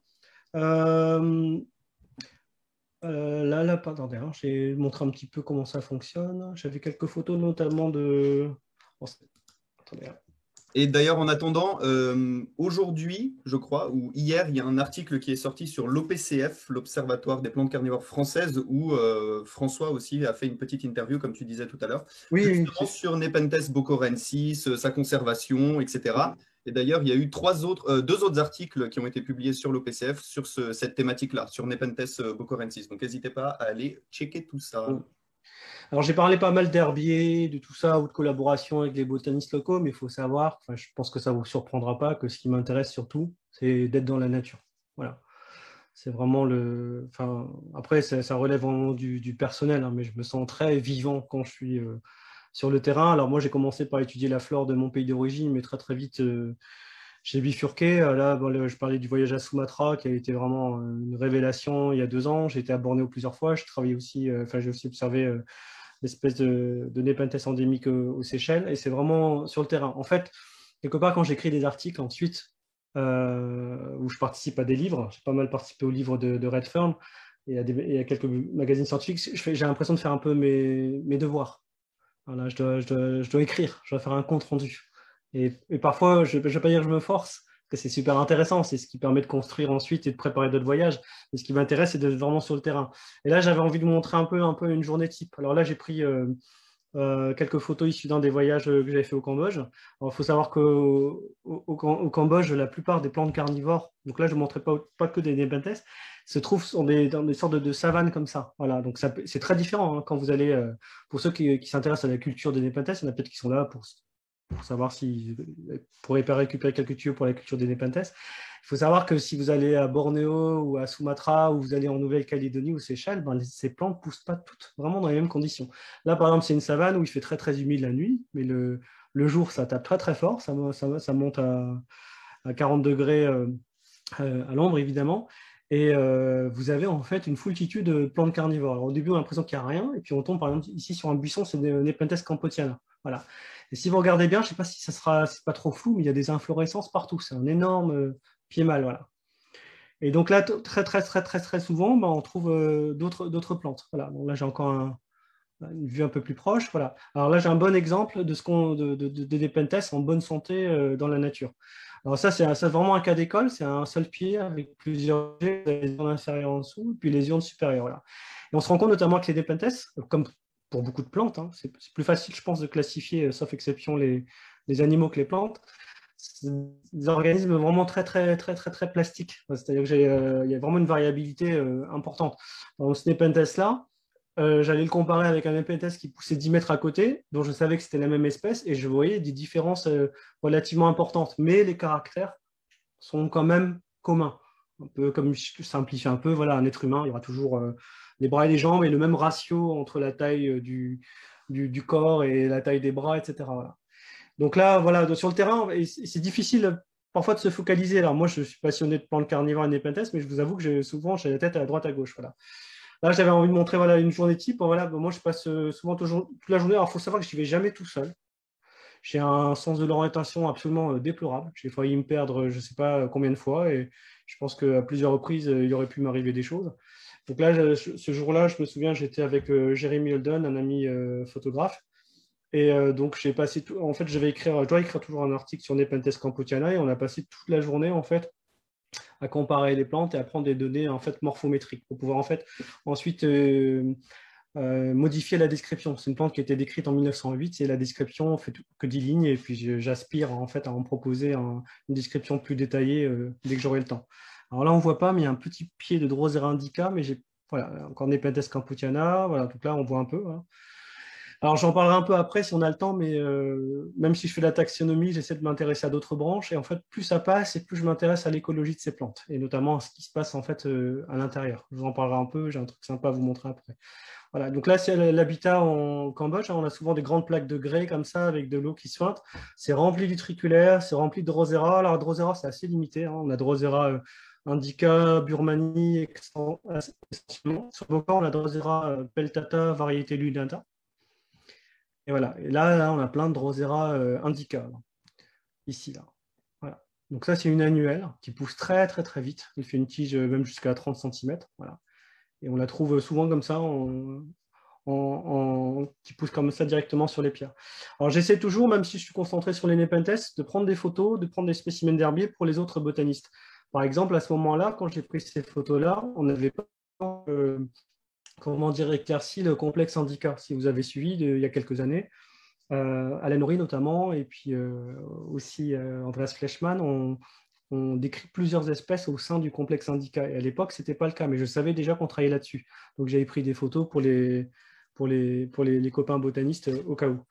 D'ailleurs, j'avais une photo sympa. Je m'étais intéressé à l'époque, je m'étais rendu compte qu'il y avait, je ne sais pas si je l'ai ici. Voilà, ici. Au Cambodge, alors que je travaillais sur des Nepenthes, j'avais vu ces Drosera indica là, et puis j'avais envoyé ces photos aux copains. Je dis, il y a un truc qui n'est pas logique avec ce Drosera là. Il y a un Drosera indica que vous devez voir en grand, là, il est en vert ici. Et puis je ne sais pas si on le voit très bien, mais il y en a un autre ici plus en rouge. En fait, il y avait un mélange de Drosera indica comme ça, à dominante rouge, qui n'était pas en fleurs, et avec des Drosera indica beaucoup plus grands, qui eux par contre avaient les capsules qui étaient déjà en formation. Et puis 2-3 ans après, on a décrit ça sous le nom de Drosera serpens, voilà, tout simplement. Voilà. Donc en fait, j'essaie toujours d'avoir ça en tête, que même si je m'intéresse en fait à un groupe d'espèces, j'essaie quand même de participer à la connaissance de la biodiversité d'un pays, et donc de ne pas rester focalisé là-dessus. Même si évidemment mes chouchous, ça reste les plantes carnivores. Vous m'entendez toujours? Oui, ouais. Voilà. On voit tes paroles. Ouais, c'est gentil, voilà. Puis pour les fanas d'utriculaires aussi, ici, attendez. En fait, la biodiversité dans pas mal de ces pays est vraiment très mal connue, hein, notamment l'Indochine, le Cambodge. Il y a eu un historique très très compliqué et ça a été ouvert aux frontières que relativement récemment. Le Vietnam notamment, il y a encore plein de trucs à découvrir. Moi, j'ai prévu un jour, quand j'aurai le temps, par exemple, d'aller redécouvrir Utricularia pierrei, qui est une espèce d'utriculaire qui est volubile, hein, qui grimpe tout autour, un peu comme Utricularia volubilis. Utricularia pierrei, qui est dans le livre du Taylor, pour ceux qui l'ont, n'a pas été revu dans la nature depuis un siècle. Je vous avoue que l'exploration botanique, même s'il y a tout ce travail de taxinomiste, de travail d'herbier, ce qui m'intéresse, c'est le côté chasse au trésor, en fait. Quand j'ai redécouvert Nepenthes Story en 2011 avec Alastair et Dr. Tronc, j'étais fou de joie. J'étais vraiment fou de joie, quoi. C'est comme une chasse de Pokémon, mais en vrai, quoi. Et d'ailleurs, je me souviens, à titre personnel, que quand j'ai trouvé ce Nepenthes Story, pendant plusieurs années, j'étais vide. Je me suis senti vidé. J'ai eu beaucoup de mal à me remobiliser ensuite sur d'autres choses. Et c'est pour ça que je me suis mis à participer, à étudier, à travailler sur des plantes d'autres zones géographiques. J'ai décrit des espèces des Philippines, notamment, comme Nepenthes palawanensis, que certains doivent connaître. Et il m'a fallu comme ça 3-4 ans pour me remettre en selle, en fait, tout simplement. Voilà, j'ai mis des photos de Drosera lunata, ou peltata variété lunata, hein, selon les interprétations. Hein. C'est la seule espèce de tubéreuse pour faire le lien avec l'exposé de Laurent, la seule espèce de tubéreuse qu'on trouve sur le continent asiatique. Il n'y a pas besoin forcément d'une période sèche très prononcée, mais il y a quand même un tubercule. Voilà. Et là, c'est sur le sommet du Bokor, on a des nuées d'utriculaires, voilà, un peu partout. Là, c'est Utricularia bifida ou odorata, je ne sais plus. Voilà. Et c'est un crève-cœur de savoir qu'effectivement, toutes ces zones-là sont détruites, hein, même si ce sont des plantes assez résilientes. La Drosera indica, à nouveau. Ici, ça, c'est Utricularia. Alors, à l'époque, j'ai cru que c'était Utricularia minutissima, mais en fait, c'est Utricularia geoffrei. Et ça sort comme ça du sable. Mais vraiment, enfin, c'est très cliché de dire ça, hein, mais quand vous voyez ces plantes-là, vous avez plein d'idées ensuite pour la culture, puis vous vous rendez compte que finalement, c'est très, très limité que de les cultiver dans les petits pots qu'on a en serre et tout ça. Là, c'est Tricularia delphinioides, qui est pour moi l'une des plus belles espèces du triculaire, qui est une annuelle qu'on trouve en Indochine. Alors, j'ai pas réussi à capturer le bleu, il y a un bleu un peu électrique. Elle a été nommée delphinioides parce que ça faisait penser au delphinium qu'on a dans les jardins. Voilà. Très, très, très, très peu répandu en culture. Je l'ai vu en culture que 2, 3 fois. Et je m'intéresse à la flore parce que quand je décris des espèces ou quand je fais juste des comptes rendus, la partie écologique pour moi est très importante. On a besoin de savoir ce qui pousse aussi avec le Nepenthes, puisque c'est mon sujet d'étude en question. Là, c'est Tricularia uliginosa qu'on trouve également en culture. Voilà. Puis alors, ce qui est intéressant, notamment au Cambodge, c'est qu'il y a des communautés de plantes. On trouve par exemple souvent les Nepenthes avec d'autres plantes qui ne sont pas carnivores, comme des myrmécophiles. J'avais envie que les gens en fait voient un peu à quoi pouvait vraiment ressembler vraiment une journée en fait là-bas. Alors, je me suis concentré plus sur mes travaux en Indochine. Je n'ai pas pris énormément de photos de Bornéo, de Sumatra, mais j'en ai quelques-unes. Là, c'est Tricularia uliginosa, poussé dans une flaque d'eau. Tricularia striatula, qui pousse pas loin des Bocorensis, on ne croirait pas. Et donc là, on est dans la savane dont je vous parlais, il y a beaucoup de plantes myrmécophiles souvent. Alors, il n'y a pas eu beaucoup d'études sur les communautés de plantes comme ça. Je ne sais pas trop pourquoi elles sont associées, mais j'ai souvent trouvé des myrmécophiles avec les Nepenthes. Donc là, c'est Hydnophytum formicarum, pour ceux qui aiment bien les myrmécophiles. Dans la nature, c'est particulièrement impressionnant. Ça fait la domatie, là, la grosse boule dans laquelle circulent les fourmis, chez la taille d'un ballon de rugby, hein, là-dessus. Voilà. Là, c'est Dischidia rafflesiana, on distingue les fourmis. Enfin, je ne sais pas si vous voyez bien, c'est une qualité assez bonne. Les Canopteris sinuosa, aussi une autre myrmécophile mélangée avec une orchidée ici. Voilà. Donc du coup, en fait, étudier les Nepenthes, ça m'a obligé et les plantes carnivores, ça m'a obligé en fait à me former. Et en tant que taxinomiste, en tant que quelqu'un qui essaie de définir des concepts d'espèces, de savoir comment on décrit les plantes, voir un peu comment les autres classifications dans les autres groupes de plantes, comment ça fonctionne en fait. Voilà. Parce qu'en fait, la classification des Nepenthes, c'est assez compliqué. Je ne vais pas rentrer dans le détail aujourd'hui, mais voilà. Là, c'est des Platycerium, c'est Platycerium coronium. Voilà. Et là, pour les amateurs d'orchidées, oui. Juste pour expliquer rapidement, peut-être les plantes myrmécophiles, donc c'est des plantes qui ont des tiges qui sont modifiées et qui hébergent des colonies de. Qui hébergent, voilà, elles sont en une relation symbiotique, en symbiose avec les fourmis. C'est ça, elles ont des interactions très très fortes en fait, et voilà. donc les plantes protègent les fourmis protègent la plante. Elle peut fournir un abri, voilà. Puis parfois, il peut aussi avoir l'alimentation. Là, c'est un Lechanopteris, hein, donc en fait, on a des racines un peu en forme de rhizome qui sont creuses. Et donc, il y a ce qu'on appelle des domaties, c'est-à-dire des orifices dans lesquels vivent les fourmis. Parfois, souvent, elles installent leur fourmilière. On a des myrmécophiles chez les Nepenthes. On a un Nepenthes bicalcarata. Je sais qu'il y a un copain, Vincent Basile, qui est assez connu dans la communauté des amateurs de plantes carnivores français. Enfin, je ne le vois plus trop, Vincent, en ce moment. Mais Vincent a pas mal travaillé sur les relations entre les espèces de fourmis. C'est Componotus schmitzi, qui est à Bornéo, donc est en relation avec Nepenthes bicalcarata. Alors, j'ai quelques photos de bicalcarata, je vais vous trouver ça. Et donc, on a Nepenthes bicalcarata qui a le tendril qui est creux. En fait, le tendril est creux. Alors là, on ne le voit pas. C'est surtout dans les urnes supérieures. On a le tendril qui est creux, et puis il y a des galeries dedans. Et puis là, vous avez les fourmis qui passent par le tendril, rentrent ensuite dans le fluide et récupèrent des proies très très souvent. Voilà. Et d'après ce que je sais, j'espère pas dire de bêtises, mais donc ces domaties, ces trous qu'on trouve dans les vrilles des Nepenthes bicalcarata, c'est essentiellement dans les urnes supérieures. Sans doute parce que si elles s'installent dans les vrilles des urnes inférieures, en cas d'inondation, ça risque d'être problématique. Là, c'est une photo que j'ai prise à Bornéo il y a pas mal de temps, lors de mon premier voyage, où je me suis rendu compte que cultiver Nepenthes bicalcarata en terrarium, c'est pas une bonne idée, quoi. Ça devient vraiment très très grand comme plante. Je vais voir une autre photo. Voilà. Encore, c'est pas le. Voilà. D'ailleurs, ça me fait penser qu'il faudrait qu'on fasse un live entier sur ces interactions comme ça entre les Nepenthes. Ah oui, il y aurait de quoi faire. Vas-y, Julien, si tu as. Il y a tellement. Si je peux me permettre, sauf qu'il y a une question, je bifurquerai bien. Parce que sur une petite série de photos, si vous êtes d'accord. Juste une toute petite question. Oui, vas-y. Quand tu pars en expédition comme ça, est-ce que tu as une idée de ce que tu vas trouver ou tu pars vraiment à l'aventure Ben, oui et non. C'est-à-dire que alors parfois, je pars en expédition, comme par exemple il y a 2 ans, avec les copains à Sumatra. Avec Laurent, donc Philippe, Françoise et Jérémy, là, le photographe professionnel. Là, c'était vraiment pour découvrir la flore des Nepenthes de Sumatra. Donc là, je n'avais pas grand-chose à faire. J'avais un copain qui était sur place, qui connaissait bien. Voilà. Mais quand je vais vraiment faire des recherches, il y a tout le travail donc, d'herbier. Il y a le travail aussi avec la littérature vraiment ancienne. Alors, pour ceux qui ne sont pas habitués, il faut savoir que dans l'idéal, dans chaque zone géographique du monde, on a ce qu'on appelle les flores, hein. Ce sont des bouquins qui sont des synthèses de ce qu'on peut trouver. Par exemple, là, c'est la couverture de la flore du Cambodge, Laos et Vietnam, c'est le numéro 4. C'est sur il y a des droséracées dedans, c'est pour ça que je l'ai, sur les saxifrages, etc. Voilà.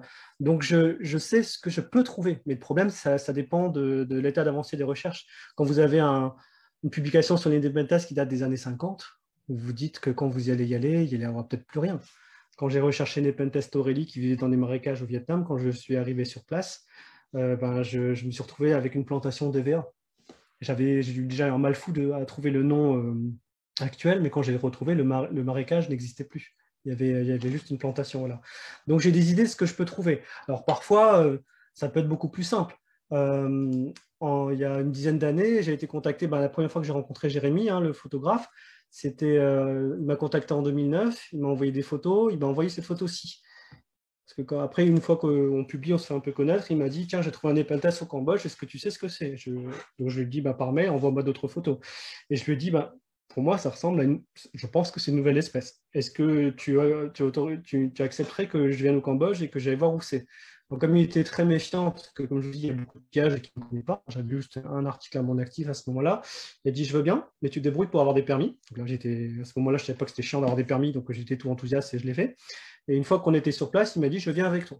Donc on est devenus grands amis par la suite, mais à l'époque, il ne me connaissait pas. Voilà. Et quand je suis arrivé sur place, effectivement, j'ai observé l'espèce et je me suis rendu compte qu'effectivement, c'était une espèce nouvelle. Donc parfois, je sais ce que je vais trouver, oui et non. Là, j'aurais tout à fait pu aller sur place et me rendre compte que finalement, c'était une espèce polymorphe qui ressemblait à une espèce qui existait déjà. Un autre moment, là, c'était une expédition importante pour moi. Je cherchais Nepenthes torelli qui n'avait pas été observé dans la nature depuis très très longtemps. Et je tombe sur des photos sur Internet de pillards vietnamiens qui avaient trouvé cette plante-là. Et je me suis dit, c'est pas possible, ça ressemble exactement au Nepenthes torelli que j'ai vu sécher en 2 dimensions en herbier. C'est l'espèce qui a disparu depuis un siècle. Donc j'essaie de voir à peu près où ont été prises les photos, je ne suis pas sûr. En 2010, j'ai organisé une expédition. J'ai eu la chance d'y aller avec Charles Clark. Pour ceux qui connaissent, c'est l'un des plus grands experts de Nepenthes. J'étais avec lui là en 2010. Et pas de chance, on ne trouve pas le Nepenthes qui a été pris en photo et dont les photos ont été distribuées sur les réseaux sociaux. Je vous avoue que quand je suis revenu de cette expédition, alors que j'étais content d'y aller avec Charles Clark, j'aurais vraiment voulu qu'on retrouve l'espèce ensemble. Quand je suis revenu à la maison, j'étais d'une humeur massacrante. Mais suite à ça, j'ai écrit des articles sur le fait que je pense que l'espèce existait encore dans la nature, puisqu'on avait trouvé des photos sur les forums. Et c'est grâce à cet article que j'ai écrit, qui a relaté donc mon échec et celui de Charles, que des botanistes vietnamiens ensuite ont lu l'article, se sont rendus compte qu'il y avait une espèce de leur flore, une espèce endémique, donc des Nepenthes torelli de leur flore, qu'il fallait redécouvrir. Et c'est suite à ça qu'en 2011, l'année d'après, ils me recontactent et que j'y vais avec Alastair Robinson et qu'on retrouve des Nepenthes torelli. En fait, c'est vraiment un jeu de chasse au trésor. Et donc, non, oui, parfois, je ne sais pas exactement si je vais trouver ce que je souhaite trouver, en fait. Est-ce que tu as encore des photos à nous montrer où tu vas aborder certains thèmes? Sinon, je pense qu'on a quelques questions aussi pour discuter. Je peux répondre aux questions, puis après, tu parlais d'interaction. J'ai des trucs très sympas, des petites avant-premières à vous montrer si ça vous intéresse. Vas-y. J'ai vu les interactions. Alors, en fait, je mets une photo sympa. Là, c'est une proie que j'ai trouvée dans un hybride de Nepenthes torelli et mirabilis au Vietnam, un scorpion. Et je m'étais dit, les scorpions, c'est carnivore, je fais qu'est-ce que ça fiche là? Et en fait, justement, j'avais dû discuter pas mal avec Charles Clark à l'époque.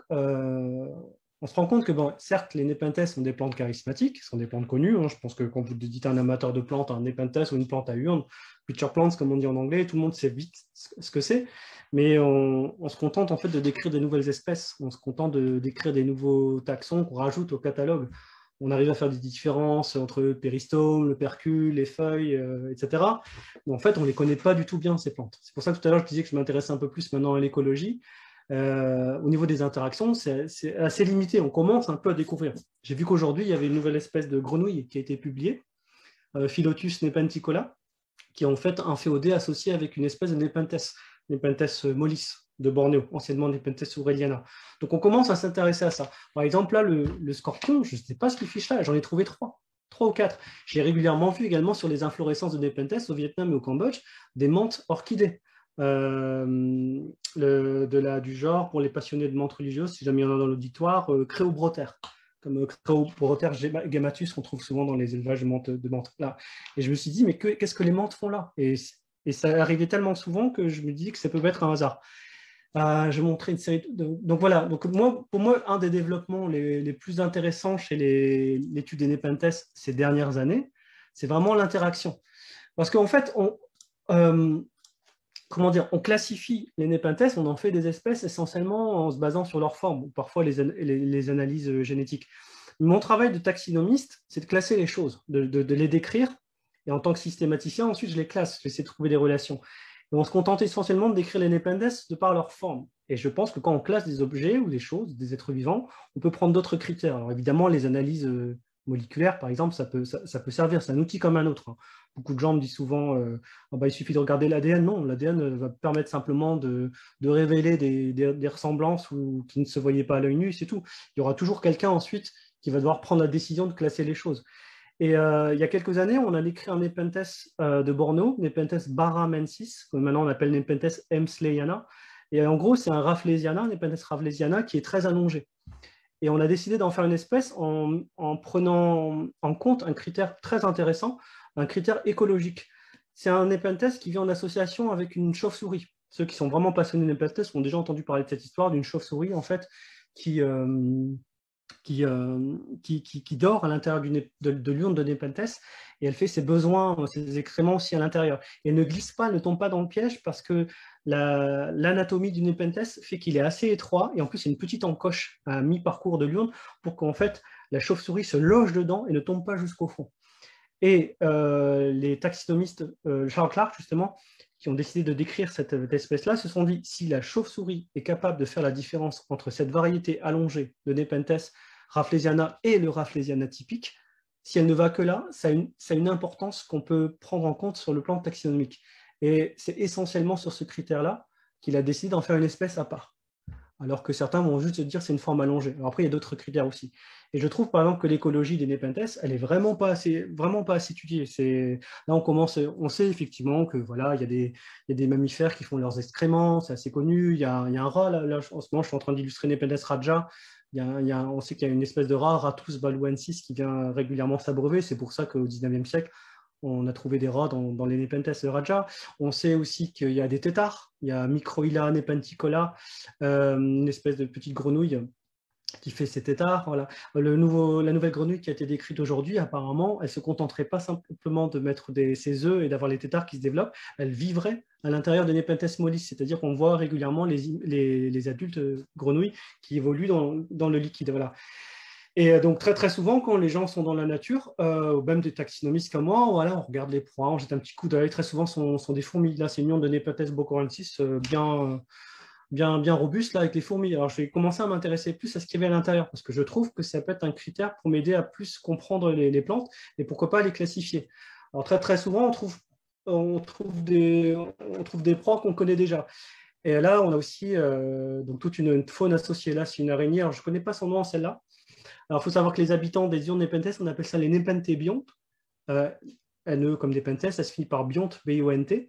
Et je voulais surtout voir cette espèce-là, qui est assez connue. Hein. C'est une araignée de la famille des Thomisidae qu'on trouve à l'intérieur des Nepenthes. Elle s'appelle Henriksenia labuanica, et autrefois on l'appelait Misupenops nepenthicola, qui aime bien les Nepenthes. Et en fait, à force d'observer cette araignée qui était déjà connue et assez bien documentée, j'ai découvert autre chose en fait à l'époque. Alors là, on ne le voit pas très bien. J'ai découvert ça. Est-ce que vous savez ce que c'est? Est-ce que vous reconnaissez ce que c'est? Je ne sais pas si vous voyez assez bien l'écran. Pas du tout. Non. Enfin, je ne reconnais pas du tout. Une larve de coléoptère. Alors, c'est pas une larve, c'est une chrysalide de papillon. Voilà. Et moi qui ai voulu être entomologiste pendant des années, quand j'ai fait ça, je me suis dit, qu'est-ce que ça fiche là? Une chrysalide, même si vous n'avez pas des connaissances poussées, vous savez bien que ça ne se déplace pas. Voilà, ça peut bouger un peu l'extrémité, ça ne se déplace pas. Donc, ce n'est pas une proie, elle n'est pas rentrée dedans, elle n'a pas été tirée dedans. Voilà. Et en fait, on a fait cette découverte-là il y a une dizaine d'années avec Jérémy puis Alastair. On a découvert en fait des chrysalides à l'intérieur. Voilà. Et là, ce sont des photos de Jérémy qui sont magnifiques. Et après avoir fait quelques recherches, j'ai vu qu'au 19e siècle, il y avait une papillon de la famille de Noctuelles dont on suspectait qu'elle pondait des œufs à l'intérieur du Nepenthes et que les chenilles vivaient dans le fluide. Et donc, si on trouve une chenille dedans, quand on trouve un insecte à l'intérieur du fluide qui évolue dedans, quand un insecte va comme ça dans un endroit, il y a deux raisons. Soit c'est pour s'alimenter, soit c'est pour se reproduire. Une chenille, par définition, ne se reproduit pas. Donc en fait, on en a déduit que la chenille était carnivore. Et en fait, la chenille ensuite a été identifiée, elle appartient à un genre de papillons dont les chenilles sont carnivores. Voilà. Et il y a plein de choses à étudier. Par exemple, déjà, cette chenille-là, cette chrysalide-là, je n'ai pas pu les faire éclore parce que je ne suis pas sur le terrain. Est-ce que c'est une nouvelle espèce de papillon? Est-ce qu'il va que dans un certain type de Nepenthes? Comment la chenille fait-elle pour survivre dans le fluide? On sait qu'il y a des larves de moustiques qui survivent au fluide, mais les papillons, c'est très très rare. C'est pas très rare, c'est inédit. Hein. Moi, je sais qu'il y a un papillon qui mine les feuilles de Nepenthes. On voit comme des galeries sur l'extérieur des urnes. Et donc, la chenille vient à l'intérieur. Elle est forcément carnivore. À quel moment est-ce que l'œuf est pondu? Et puis, comment le papillon sort? Puisque la chrysalide flotte, est-ce qu'au niveau des tarses, des petites griffes des pattes du papillon, il y a quelque chose qui fait qu'il arrive à sortir de la paroi cireuse? Voilà. Là, on a une autre photo avec des larves de moustiques avec la chrysalide. Voilà. Et en fait, en observant, on a vu qu'il y avait pas mal d'urnes qui avaient souvent ces petits trous-là. Donc, je pense qui fait un trou quand l'urne n'est pas encore ouverte, elle dépose l'œuf. Vous avez la chenille qui grandit, qui attend que les proies arrivent, et la chenille mange littéralement les proies. Alors, on commence à étudier un peu les interactions, c'est plus ou moins documenté. Hein. C'est comme les punaises avec les roridula, où il y a des papillons de nuit ou des araignées avec les sarracenia. Des punaises aussi avec les biblis, mais je pense qu'on est vraiment au tout début de ça. Et je pense que plus on connaîtra les interactions, et plus ça aidera aussi à classifier les choses. Parce que je pense que si les insectes sont capables, ou les autres animaux sont capables de différencier des plantes, c'est qu'il y a une différence. Voilà. Je sais que par exemple, le parfum des Nepenthes n'ont quasiment pas été étudiés. Donc moi, ça va être important d'avoir le maximum de données moléculaires, des données sur le parfum, des données sur les interactions écologiques, pour que ça m'aide ensuite en tant que taxinomiste à classifier, à proposer un rangement, parce que c'est ce que je fais. Et pour l'instant, à 80%, le rangement se fait encore sur l'observation des critères morphologiques, ce qui se faisait déjà au 18e ou au 19e siècle, en fait. Donc, je pense que c'est vraiment un moment passionnant des plantes carnivores. Je trouve vraiment qu'on est en un âge d'or, en fait, en ce moment. Il y avait l'âge d'or victorien, etc., mais il n'y a jamais eu autant d'espèces décrites, de gens qui voyagent facilement, d'informations qui sont partagées. Il faut savoir que dans les années 80, il y avait 70 espèces de Nepenthes. Hein. Maintenant, il y en a 170. Alors, on peut discuter sur la validité de certaines, mais voilà. Et puis, il y en a d'autres. Hein. Je ne suis pas autorisé à vous dire, mais il y a d'autres espèces qui arrivent. Voilà, sur lesquelles, moi, je travaille sur 3-4 là, et puis il y en a des belles. Hein. Et puis, il y a plein de montagnes qui ne sont pas encore explorées. Et là, je parle que des Nepenthes, mais dans les autres genres, il y a des choses qui arrivent aussi. En tubéreux, il y en a 2 nouvelles qui arrivent. Voilà. Mais je ne peux pas en dire plus, sinon je vais me faire tuer. Surtout que c'est enregistré, je crois. Donc, voilà. C'est ça. Donc, ça serait plutôt cohérent en fait de partir en expédition avec d'autres spécialistes botaniques. Voilà, moi, ou même autres. Quand j'ai fait découvrir Nepenthes Story, j'étais qu'une entomologiste. Voilà. Et l'entomologiste, le botaniste, lui, était spécialisé dans les mélastomatacées. Donc voilà, c'est intéressant. De toute façon, c'est super d'être dans une équipe. Et l'entomologiste, elle a étudié le contenu des urnes de Nepenthes storelli. Elle a pu ensuite identifier les différentes espèces de fourmis, tout ça. Mais de toute façon, ce sont des plantes qui n'intéressent pas que les botanistes. Hein. Là, j'ai été contacté par un entomologiste français qui travaille à l'Institut Pasteur de Phnom Penh au Cambodge et qui m'a dit qu'il a trouvé une nouvelle espèce, qui est certainement une nouvelle espèce de moustique dans un Nepenthes que je connais bien qui vit au Cambodge. Donc, il y a vraiment beaucoup, beaucoup de choses à faire. François, c'est 19h20. Est-ce que tu vas aborder encore un sujet? Sinon, j'ai deux, trois petites idées encore qu'on pourrait aborder tranquillement. Est-ce que Ça va, non, non, au niveau des... Encore des photos, mais après, c'est des photos comme on peut trouver sur Internet, hein. J'avais quelques photos de Sumatra, de Bornéo, mais après, il y a plein de choses qu'on peut trouver sur mon blog ou ma page Facebook là, ou Insta. on a partagé ta page Facebook parce que Ouais, c'était donc voilà. dans le chat. Je Donc, ne voulais pas non plus mettre des photos, enfin, je veux dire, voilà, les gens peuvent aller voir les photos facilement. Ce qui était intéressant, c'est d'expliquer un peu la démarche, on va dire. Et du coup, on pourrait parler d'un sujet. Alors, on en a déjà parlé un petit peu pendant tout le live là. Mais qu'est-ce que toi, tu as observé peut-être des menaces in situ sur les Nepenthes? Parce qu'on n'arrête pas de parler des espèces menacées, etc. Et si toi, tu as l'habitude un petit peu d'aller sur le terrain, qu'est-ce que toi, tu as remarqué? Et comment tu pourrais expliquer un peu les menaces de ces plantes-là naturellement? Bah, ça va être très cliché, hein. La menace principale, c'est la destruction des habitats. Et en fait, je l'ai mentionné un peu tout à l'heure, ce qui est plus problématique pour les Nepenthes, c'est les Nepenthes lowland, les Nepenthes de plaine, le drainage des marécages. C'est assez fréquent. La destruction d'un habitat pour mettre une plantation d'EVA ou de palmiers à huile, justement. En, pour les Nepenthes d'altitude, ce qui est vraiment problématique, c'est le pillage. Et le pillage, il ne faut pas, voilà, faut pas se cacher, hein. Il y a une demande. Toi, tu m'entendras jamais blâmer les gens qui habitent là-bas, les locaux qui ont besoin de se nourrir. Voilà, qui ont besoin de se nourrir, qui vendent des plantes, pas forcément parce que ils n'ont pas forcément l'éducation pour savoir que ça va disparaître, ou alors ils l'ont et puis ils n'ont pas le choix. Voilà, mais il y a une demande venant de Chine, venant d'Europe, etc. Là, pour les Nepenthes d'altitude, vraiment le pillage c'est le plus important. Après, il y a différents types de menaces. Je pense aussi que comme tu disais tout à l'heure, hein, le fait de faire connaître une plante, ça peut aussi apporter des menaces. J'ai écouté l'autre jour un podcast vachement intéressant sur le fait qu'à chaque fois qu'on mettait en place des parcours de trek, de randonnée, ben, on piétinait des plantes, pas forcément des Nepenthes, mais on peut piétiner des Nepenthes. Il y a quelques années encore, quand les gens allaient voir les Nepenthes, ils récupéraient les urnes et puis ils prenaient des photos, puis ils balançaient les urnes en fait sur le côté, donc ils affaiblissaient les plantes. Donc, gérer le pillage et la destruction des habitats, voilà, avant tout. Surtout ça. Et justement, tu n'as pas pu voir d'effet du dérèglement du changement climatique directement, comme ça a pu être observé chez les orchidées ou avec la modification des saisons sèches, saisons humides, avec des saisons sèches beaucoup plus longues, beaucoup plus Alors, intenses. sur le long terme, j'ai pas pu le voir, mais quand j'ai été en Bornéo en 2016, j'ai fait une expédition Red Fern. J'ai été en tant que guide avec Alastair. On avait vu qu'il y avait El Niño qui avait frappé assez fort l'année d'avant, le phénomène climatique là. Il y avait beaucoup de Nepenthes qui étaient mal en point. Il était vraiment mal en point. Mais je veux dire, j'ai pas assez de recul et puis il faudrait vraiment observer ça, observer les données météorologiques sur plusieurs années. Voilà. Mais on sait que forcément, ça va être menacé. Les Nepenthes d'altitude, qui représentent la plus grande diversité des Nepenthes, hein, 2 tiers des espèces sont des espèces d'altitude, ils vivent sur ces montagnes qu'on assimile toujours à sorte d'îles dans les nuages. Et forcément, si la température augmente, ça va être compliqué. Ça va être forcément compliqué. Les espèces les plus sensibles, elles vont forcément dépérir. Donc, si on additionne à ça le pillage, l'avenir n'est pas forcément très réjouissant pour ces espèces-là.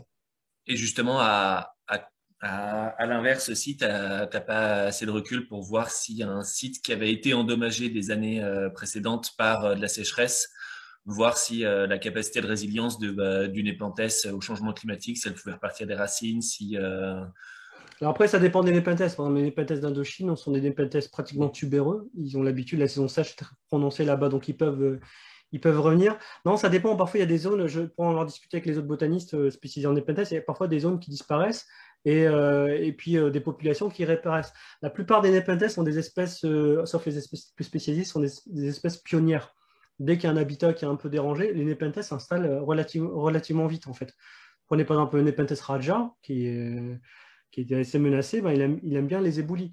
À Bornéo en 2016, j'avais été avec des amis aussi, avec Clément et Damien, qui écoutent peut-être, on a observé un endroit magnifique, c'était une ancienne mine de cuivre et de zinc, et il y avait des éboulis partout, et c'était le paradis des Nepenthes. En fait, les plantes s'installent assez vite. Voilà. Je pense que c'est des espèces assez résilientes. Le problème, c'est quand vous avez ces populations comme ça, très, très spécialisées. Là, par exemple, à Sumatra, en 2019, on a été voir Nepenthes aristolochoides. J'ai vu 4 plantes. Alors, il y avait une deuxième localité qu'on n'a pas été voir, qui était plus difficile d'accès. Mais là, Nepenthes aristolochoides, si effectivement il y a un réchauffement climatique, je ne sais pas si cette espèce-là est assez résiliente. Elle ne semble pas être aussi solide que d'autres espèces que j'ai pu voir, par exemple à Bornéo. C'est une espèce vraiment délicate. Et à ta connaissance, dans les pépinières spécialisées, on ne fait pas de tests in vivo sur des plantes pour les mettre dans des conditions absolument épouvantables pour ensuite voir si elles redémarrent et comment? Non, ça serait plus quelque chose à faire. Enfin, il faudrait que ça soit associé avec un programme scientifique. Je pense que ça va un peu à l'encontre des pépiniéristes qui essaient d'avoir les plus belles plantes possibles. Si on leur propose de prendre 100 plantes et de les cramer, je pense que je pense qu'ils ne voudront pas, mais ça serait intéressant à faire. Mais alors, est-ce qu'on pourra vraiment reconstituer les conditions naturelles? Je ne sais pas. Mais voilà, ça, c'est un de mes regrets, c'est de ne pas pouvoir y aller plus souvent. Parce qu'en fait, j'ai fait beaucoup de voyages ces dernières années, mais à part 2 voyages où j'ai réussi à trouver un financement, c'était sur mes deniers personnels, en fait, à chaque fois. J'ai fait une expédition Redfern où donc c'était payé. J'ai réussi à avoir une bourse du Muséum d'histoire naturelle parce que je suis censé faire la flore, réviser la flore. Mais en général, c'est moi qui paye. Donc effectivement, après, c'est limité. J'y vais 3 semaines, un mois parfois. Et il faudrait être sur place. Voilà, il faudrait être sur place. Et malgré tout, parce que vous et moi, on est biaisés, on adore les plantes carnivores, on adore peut-être les plantes de manière générale. Mais il faut savoir que pour le grand public, je disais tout à l'heure que 95% des fonds pour la conservation, ça va pour les animaux. Les plantes, ce n'est pas une préoccupation. Il y a une expression en anglais, c'est plant blindness. C'est la cécité des plantes. C'est-à-dire que les gens ne regardent pas les plantes. Moi, ça m'est arrivé plein de fois d'être dans la nature. Les gens me voyaient accroupi dans des positions pas possibles en se demandant ce que je faisais. Quand je disais que je photographiais des plantes, ah, ok. Puis limite, ils s'éloignent en disant qu'il fallait vite qu'ils s'éloignent de moi, quoi. Donc, les gens ne font pas vraiment attention aux plantes de manière générale. Donc, c'est pour ça, effectivement, que même dans les pays en question, les études sur ces plantes-là sont relativement limitées, en fait. Pour ça que je dis toujours qu'elles sont très, très mal connues, en fait. Okay. Là, mon travail à moi de taxinomiste, c'est pratiquement se dire, je mets un nom, c'est différent, maintenant, allez-y. Amusez-vous, il y a des choses à savoir. Après, je ne dis pas qu'il n'y a pas de travail dessus, il y a plein d'études vachement intéressantes. Moi, j'adore les travaux de Laurence Gaume sur le fluide viscoélastique des Nepenthes. Il y a un Nepenthes qui est assez banal, Nepenthes gracilis, mais très sympa. On a découvert que l'opercule, par exemple, il fonctionnait comme un trampoline inversé. Quand les insectes allaient sous l'opercule, ça fait un petit effet, l'insecte a un effet de rebond et l'insecte est projeté à l'intérieur de l'urne. Donc, il y a vraiment des études, mais vraiment pas assez. Vraiment pas assez, quoi. Je pense que de manière générale, là, je vais vraiment faire l'avocat des plantes en général. Elles sont pas assez étudiées, quoi. Considérées comme, bon, je sais pas. Elles n'ont pas de genre. Si on veut être protégé dans cette planète, il faut faire partie de la mégafaune. Il faut avoir un visage, être noir ou blanc comme le panda, une tête sympa comme les chimpanzés, sinon c'est compliqué. Ben ça c'est pas à moi qu'il faut le dire. Mmh. Mais j'avais une autre question qui peut peut-être être un petit peu sensible, etc. Moi, j'ai eu la chance aussi d'aller là-bas, payé par mes deniers personnels, etc. Aujourd'hui, à Sumatra ou à un autre endroit? Bornéo et Philippines et Sulawesi. Et je suis très content d'y être allé, mais aujourd'hui, j'ai quand même une sorte de petite culpabilité à me dire tous ces changements auxquels on assiste, réchauffement climatique, etc. J'y ai participé directement pour mon bonheur personnel, allant là-bas pour assouvir ma passion. Est-ce que tu ressens cette culpabilité que tu peux avoir, qu'il peut y avoir aussi sur le fait que chaque année, prends l'avion pour aller sur place ou voilà? J'y ai déjà pensé. C'est une histoire, je parlais tout à l'heure de manichéisme noir et blanc, c'est une histoire d'équilibre. Si je prends une analogie, je regardais un reportage de jour, je crois que c'était sur les Açores, l'observation des baleines. Alors, les Açores, il faut savoir qu'historiquement, donc ces îles portugaises, elles fonctionnaient, leur économie était basée essentiellement sur la chasse à la baleine. Et donc maintenant, ils font surtout du tourisme pour que les gens puissent voir les baleines. Et l'un des intervenants disait qu'effectivement, les baleines, elles seraient bien plus tranquilles si on n'allait pas les observer, mais si ça donne envie aux gens de protéger, je pense que ça vaut le coup. Bien évidemment, si je prenais pas l'avion à titre personnel pour aller voir les Nepenthes ou d'autres plantes, mon bilan carbone serait un peu plus intéressant. Voilà. Mais je pense que voilà, c'est un équilibre. À mon niveau à moi, j'essaie de faire connaître les plantes que j'aime, faire en sorte qu'on les protège, qu'on les connaisse un petit peu mieux. si effectivement je fais du dégât, je pense que même si je fais attention quand je vais là-bas, je dois marcher sur des plantes, pas forcément des plantes carnivores, je fais forcément du dégât. Pour moi, c'est une question d'équilibre. C'est vraiment une question d'équilibre. Si je donne envie, là, l'autre jour, il y a quelques jours, j'ai un jeune homme qui m'a contacté, Mathurin, si tu m'écoutes, bonjour, qui me disait qu'il avait envie de voyager, de découvrir un peu la faune et la flore. Je veux dire, si à ma petite échelle, j'aide à donner envie à des gens d'être naturalistes ou à protéger ces plantes, ça vaut le coup. Alors, ça ne justifie pas. C'est sûr que si on restait tous chez nous, ça serait mieux pour les plantes et les animaux. Mais je ne vois pas comment on peut réussir à donner envie aux gens de protéger des choses qu'ils ne connaissent pas. Et je pense que le documentaire, ça ne suffit pas. Il faut qu'ils puissent aller les voir.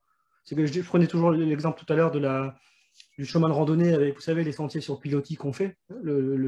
L'endroit se porterait mieux si on n'y touchait pas. Mais si vous ne donnez pas aux gens l'occasion d'avoir des plantes chez eux, de les cultiver, c'est pour ça que je suis pour l'accessibilité notamment des népenthes, mais d'autres plantes. Je ne vois pas comment ils peuvent vouloir protéger quelque chose. Ou alors, dans ce cas-là, c'est purement dogmatique. C'est-à-dire, je ne voyage pas, je ne connais pas les plantes, mais il faut les protéger, c'est comme ça, vous n'allez pas voir, c'est comme ça, il faut les laisser tranquilles. J'en aurais spécialement rien à faire de vouloir protéger quelque chose que je ne connais pas, que je ne vois pas, que je ne peux pas apprécier.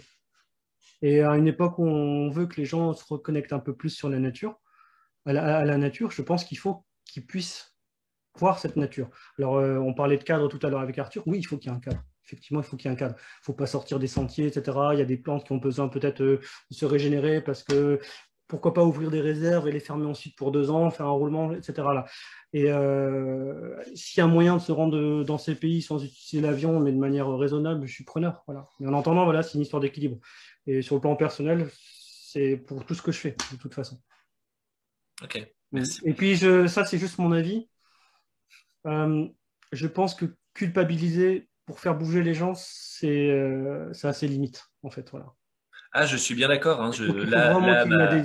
Ma question n'était pas du tout dans la culpabilisation de toi, était moi une question que moi, je me pose par rapport à moi. Et voilà. Que du coup, je me dis, est-ce que tu l'as peut-être posé Mais quelque part, voilà, puisque j'ai un mauvais bilan carbone, autant que voilà, je fasse quelque chose, comme être là avec vous ce soir, ou répondre à des mails de gens, ou partager ce que je fais, et puis voilà. Et puis j'ai mon petit bonhomme de chemin à moi, et voilà, j'essaie de trouver ma manière à moi d'être heureux. Voilà, et puis ça passe par ça. Ça passe par ça. Ouais, ok. Merci. Rémi et François, j'ai une petite question aussi pour tous les deux. Il me semble que Rémi, tu m'avais dit que tu avais vu, toi, l'augmentation vraiment des champs de palmiers à huile. Parce que, évidemment, quand on pense à l'Asie du Sud-Est, des Nepenthes, etc., on pense tout de suite à l'huile de palme. Est-ce que, François, tu as vu aussi ce genre de truc-là, oui. Des zones que tu avais visitées qui étaient naturelles, et puis après, il y a eu, je ne sais pas, un énorme champ de palmiers à huile ou, je ne sais pas, un grand hôtel touristique ou des choses comme ça, par exemple, et qui pourraient participer aussi, du coup, Alors, pour les palmiers, non. Enfin, j'ai été à Bornéo et quand j'ai vu des plantations de palmiers, c'est des plantations qui étaient déjà installées.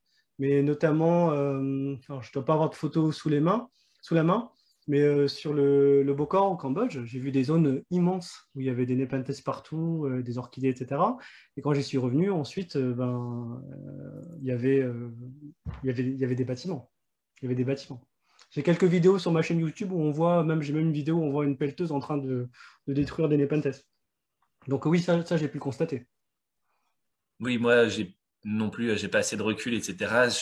Ça a été juste des paroles de Alastair qui nous disait, par exemple, une des visions les plus apocalyptiques que je pense que j'ai eues dans mon existence, c'est l'arrivée en avion sur Kuala Lumpur. Oui. Je pense que François, tu la connais, et en fait, tu survoles à partir du moment où on passe sous les nuages, c'est à perte de vue. À perte de vue, voilà. À perte de vue de ce que tu peux voir, il n'y a que des champs de palmiers à huile. Et c'est complètement flippant.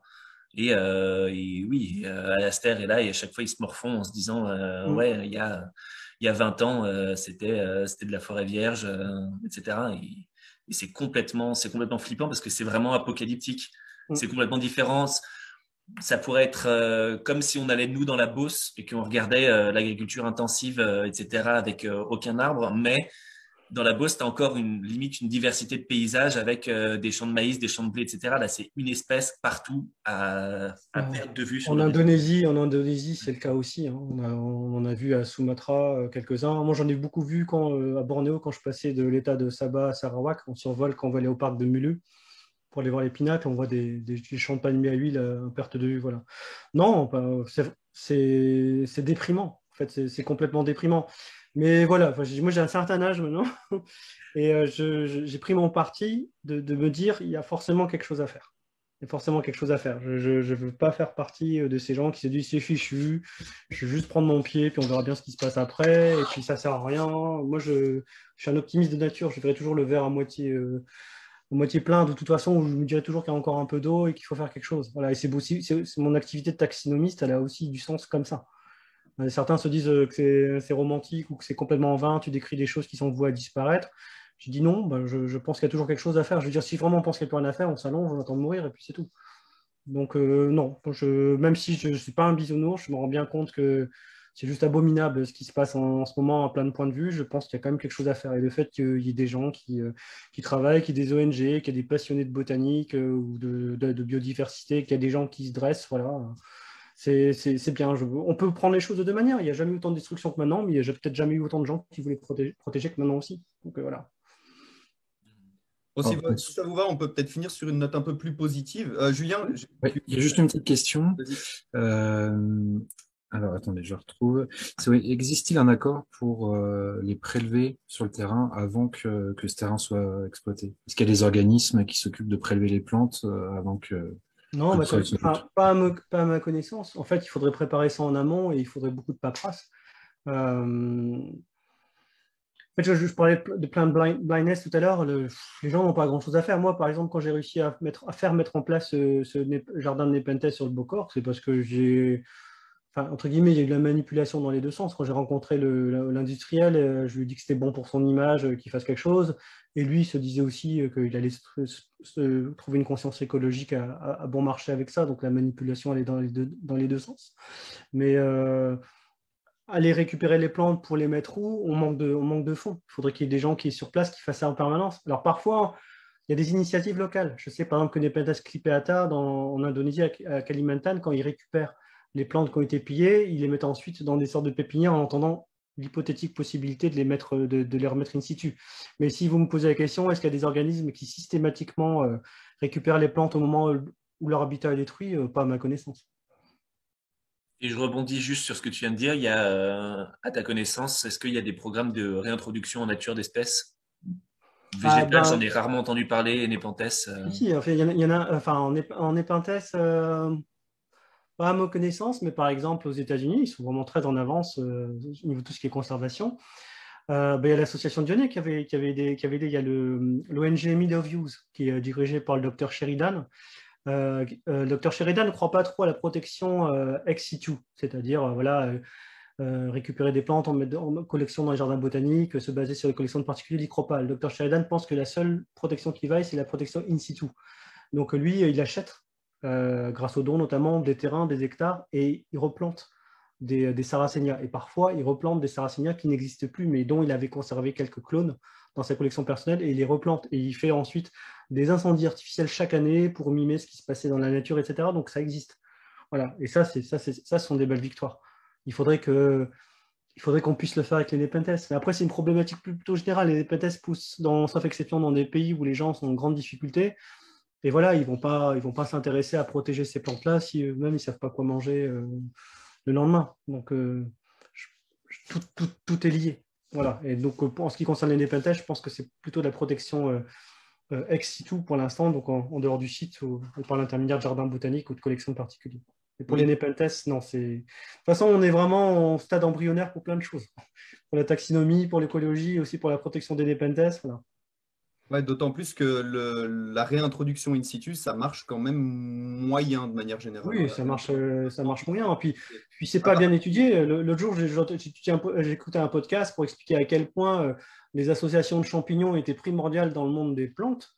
Je veux dire, va savoir comment les Nepenthes fonctionnent même si on arrive à avoir des belles réussites en culture. Je sais, voilà. Moi, le jardin de Nepenthes de Bocarensis, je trouvais que les plantes avaient une sale tête. C'était des plantes qui avaient été déterrées et replantées depuis 1 an ou 2, elles avaient une sale tête. Donc voilà, c'est difficile. Ouais, et puis en fait, il y a aussi une chose qui est super importante, c'est qu'à partir du moment où l'habitat est plus ou moins détruit ou perturbé, Il ne suffit pas juste de replanter des plantes comme ça à l'intérieur et puis ça va repousser tout seul. C'est beaucoup plus compliqué que ça. Tout est lié. Je veux dire, en plus, là, je rebondis juste sur un commentaire qui dit il est demandé aux producteurs d'huile de palme de déraciner les plantations, etc. petit à petit, apparemment dans certaines régions. Mais déraciner les plantations d'huile de palme, ça ne va pas non plus réparer en fait la destruction des habitats avant. Et donc, du coup, ce n'est pas pour ça que d'un coup, on va avoir une vierge pleine de Nepenthes. C'est plus tout à fait. Et puis nous, on s'en rend compte maintenant qu'avec cette pandémie, que tout est lié. On ne peut pas juste faire l'abstraction qu'on est lié aux animaux. On le savait en théorie, mais là, on l'apprend, on va dire, dans notre chair. Les Nepenthes font partie d'un milieu, ce sont des éléments, des acteurs d'un milieu. Vous ne pouvez pas juste les replanter là où ils avaient poussé si, j'en sais rien, la faune, la flore associée là. Je parlais de communauté de plantes tout à l'heure, et c'est le cas. Donc, c'est tout un groupe. Voilà, vous ne pouvez pas juste replanter une orchidée, vous ne pouvez pas juste replanter un Nepenthes, c'est tout le milieu en fait qu'il faut reconstituer, si jamais le milieu a vraiment été complètement détruit. Ok, juste peut-être pour terminer tranquillement, est-ce que, François, on va finir sur une note un peu plus positive, hein, parce que là, c'est un peu la déprime totale, mais bon, c'est important d'en parler.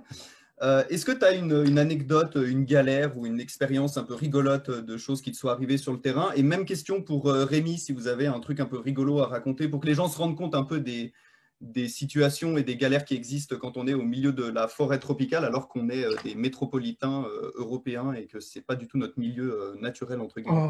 Ouais, mais il y a plein de trucs. Bon, c'est pas forcément très, très, très élégant, mais je me souviens, je parlais tout à l'heure de Bornéo. J'avais été avec deux amis, là, Clément et Damien, sur le montant Bouyoukon. C'est une des montagnes les plus intéressantes de Bornéo si on veut voir des Nepenthes, parce que sur la même montagne, vous avez des Nepenthes Edwardsiana, Raja, Macrophylla, qu'est-ce qu'il y a encore, Villosa, etc. Pas Macrophylla, je dis des bêtises, Villosa. Et des hybrides, je me souviens avoir été... j'avais la diarrhée pendant toute l'ascension. Ça n'allait vraiment, vraiment pas bien.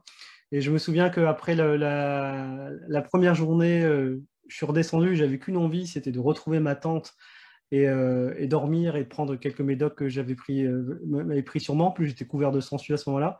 Et il y avait une partie des guides qui nous attendait. Et on devait ensuite, normalement, le lendemain, on devait descendre à un site plus bas pour que la redescente soit un peu plus courte. Et quand je suis redescendu tout malade donc à ce site-là, j'ai eu la désagréable surprise de voir qu'un des guides en fait avait démonté ma tente. Il pensait bien faire et il voulait juste nous dire qu'en fait, voilà, j'ai démonté ma tente à l'avance pour pouvoir descendre. Et je leur ai dit que moi, je n'étais pas bien du tout et qu'il fallait que je remonte la tente et que je dorme. Voilà. Et donc, voilà, donc sous l'averse, j'ai remonté ma tente avec l'aide de Clément et Damien alors que j'étais vraiment pas bien du tout. Donc, en fait, on pense que c'est le paradis, c'est génial, mais parfois, voilà, l'organisme suit pas forcément. Et il m'est arrivé pas mal de fois d'être bien malade, enfin rien de très grave, hein, bien malade alors que j'étais censé pouvoir être complètement opérationnel pour pouvoir profiter de tout ça. Voilà. Après, j'ai d'autres anecdotes, mais des trucs pas forcément toujours très drôles, mais ça va. J'ai beaucoup de choses liées avec mon sens de l'orientation, donc je suis vraiment très très nul. C'est pour ça que je pars pas tout seul aussi. De mon côté, alors j'ai pas eu la chance d'y aller plusieurs fois. J'y suis allé que 2 fois et à chaque fois, ce qui m'a marqué, moi plus prosaïquement de citadins européens, c'est les sangsues.